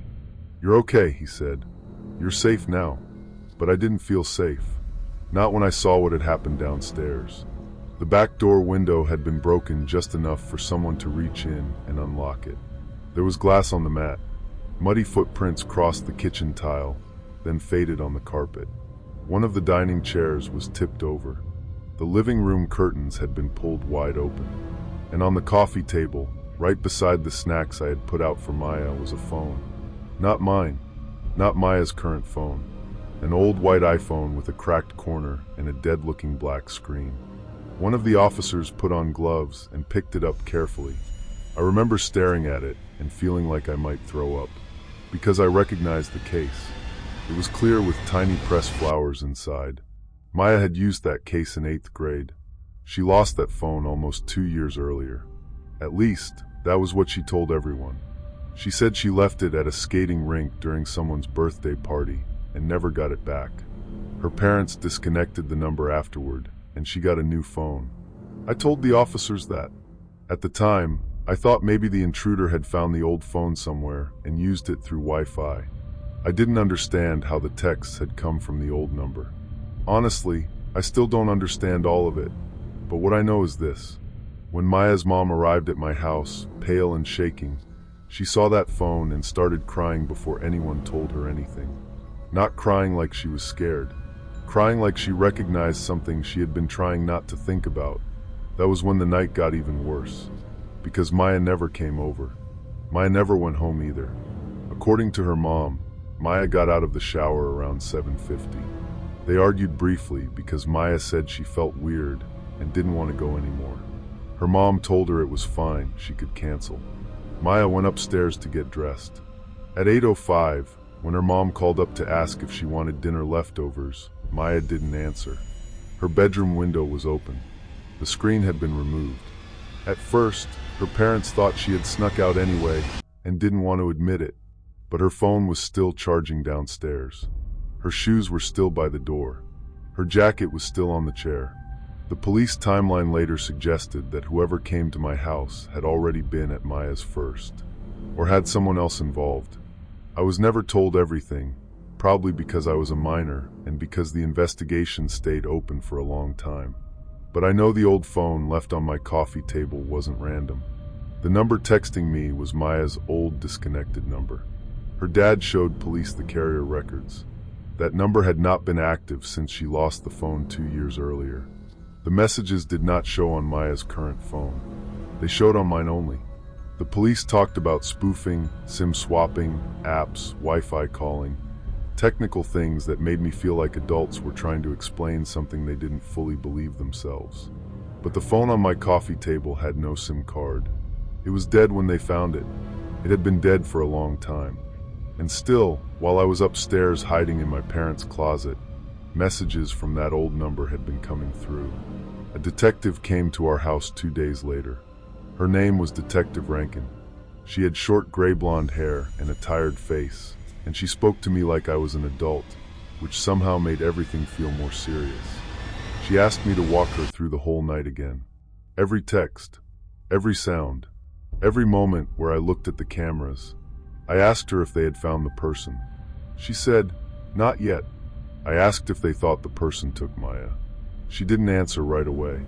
Then she said, "We're looking at every possibility." That is what adults say when the truth is too ugly to hand to a teenager. The security footage didn't show anyone at the door, just like I had seen. The front camera showed the empty porch every time the text said they were outside. The garage camera caught nothing. The backyard camera caught a blur near the fence for less than a second, too unclear to identify. But the camera across the street from our neighbor Mr. Keene's house caught something the police cared about. At 7:54, a dark sedan rolled slowly down the street with its headlights off. It passed my house once, then again at 8:03. At 8:17, it parked 2 houses down, just outside the range of our garage camera. The footage was grainy. You couldn't see the plates. You couldn't even see the driver. But you could see someone get out and move along the side yards, staying away from porch lights. That person was wearing a dark hoodie, gloves, and they moved like they knew where every camera was. That detail made my dad furious in a way I had never seen before. He kept replaying the camera angles, standing in the kitchen with his arms crossed, saying, "They watched the house before. They had to." My mom didn't say much for weeks. She slept in my room on a mattress on the floor because I refused to be alone. Every sound at night made me sit up. Every car slowing outside made my throat close. And Maya was still missing. The police searched parks, drainage ditches, abandoned lots, wooded areas behind the school. They interviewed people. They checked traffic cameras. Flyers went up on telephone poles and in grocery store windows. For the first week, everyone talked about it. Then the second week came, and people still talked, but softer. By the third week, some kids at school started whispering theories. She ran away. Her family knew more than they said. It was a boyfriend. It was drugs. It was a prank gone wrong. That was the part that made me sick. How fast a real person becomes a rumor. Maya was not a rumor. She was my best friend. She bit the inside of her cheek when she was trying not to laugh. She hated mushrooms, but liked mushroom-shaped decorations. She always said she wanted to live somewhere rainy, like Seattle or Portland, even though she complained every time it drizzled. And somebody used her name to get me to open a door. I think about that a lot. I think about how close I came. If I hadn't checked the camera, I would have opened the door immediately. I know I would have. I would have been smiling, probably holding a blanket around my shoulders, saying, "Finally." And whoever was standing out of view would have had me. People always ask why I didn't look through the peephole. We didn't have one. The door had a small decorative window at the top, but it was frosted. You couldn't see clearly through it. And the person knew that. They knew too much. A month after Maya disappeared, Detective Rankin came back with another officer. They asked if I recognized a man named Owen Keller. I didn't. They showed me a photo. He was in his early 20s, maybe 23, with a narrow face and light brown hair. He looked normal. That was the worst thing. If you passed him at a gas station, you wouldn't remember him. I said I didn't know him. The detective asked if Maya had ever mentioned someone named Owen, or someone who worked near the skating rink where she lost her old phone. That was when I remembered something. Back in 8th grade, when Maya lost that old phone, she joked for weeks that whoever found it was probably reading our embarrassing texts. We changed passwords and laughed about it because it felt harmless. A lost phone, middle school drama. But I remembered her saying a guy at the rink had helped her look for it. Some employee or older kid. She said he was kind of creepy but nice. Those exact words. Kind of creepy but nice. I told Detective Rankin. She wrote it down. Later, I found out Owen Keller had worked part-time at that skating rink around the time Maya lost her phone. He had also worked for a home security installation company this summer before everything happened. That explained the cameras. It did not explain everything else. Police searched his apartment. They found stolen phones, printed photos of houses, notebooks with addresses, and a few items that belonged to girls from different schools. Nothing I can describe in detail, because some of it was evidence, and some of it involved other families who deserve privacy. They did not find Maya. Owen Keller disappeared before they could arrest him. His car was found abandoned near a bus station in Dayton. The trunk was empty. The inside had been wiped down. He has never been found either, at least not as far as I know. Some people think that means he killed himself or ran to another state or used a fake name and started over. I don't know. I only know he was real, and I know he was in my house. For a while, I tried to convince myself there had to be a clean explanation for the texts. A spoofed number, a scheduled messaging app, some hidden device, something technical that would make the old phone less impossible. But Detective Rankin once told my parents that the digital part of the case was unusual. I heard that through the wall because I was standing in the hallway listening. Unusual. That word has bothered me for years. Because adults use careful words when they are trying not to say scary ones. I'm 21 now. I don't live in that house anymore. My parents sold it the year after I graduated. They said it was because my dad got a better job closer to Cleveland, but we all knew the truth. None of us could stand that house after what happened, especially the back door. My mom replaced the broken glass, but every time I walked past it, I saw mud on the kitchen tile. I saw the coffee table with the snacks. I saw that old white phone sitting there like it had been placed for me to find. Maya's case is still open. Her parents moved too. I stayed in contact with her mom for a while, but it became hard. Not because I didn't love them, because every conversation had this empty chair in it. Every birthday, every holiday, every October, there was Maya, missing from the world but not gone from it. I still dream about that night sometimes. In the dream, I open the door. That's all. I never see who's there.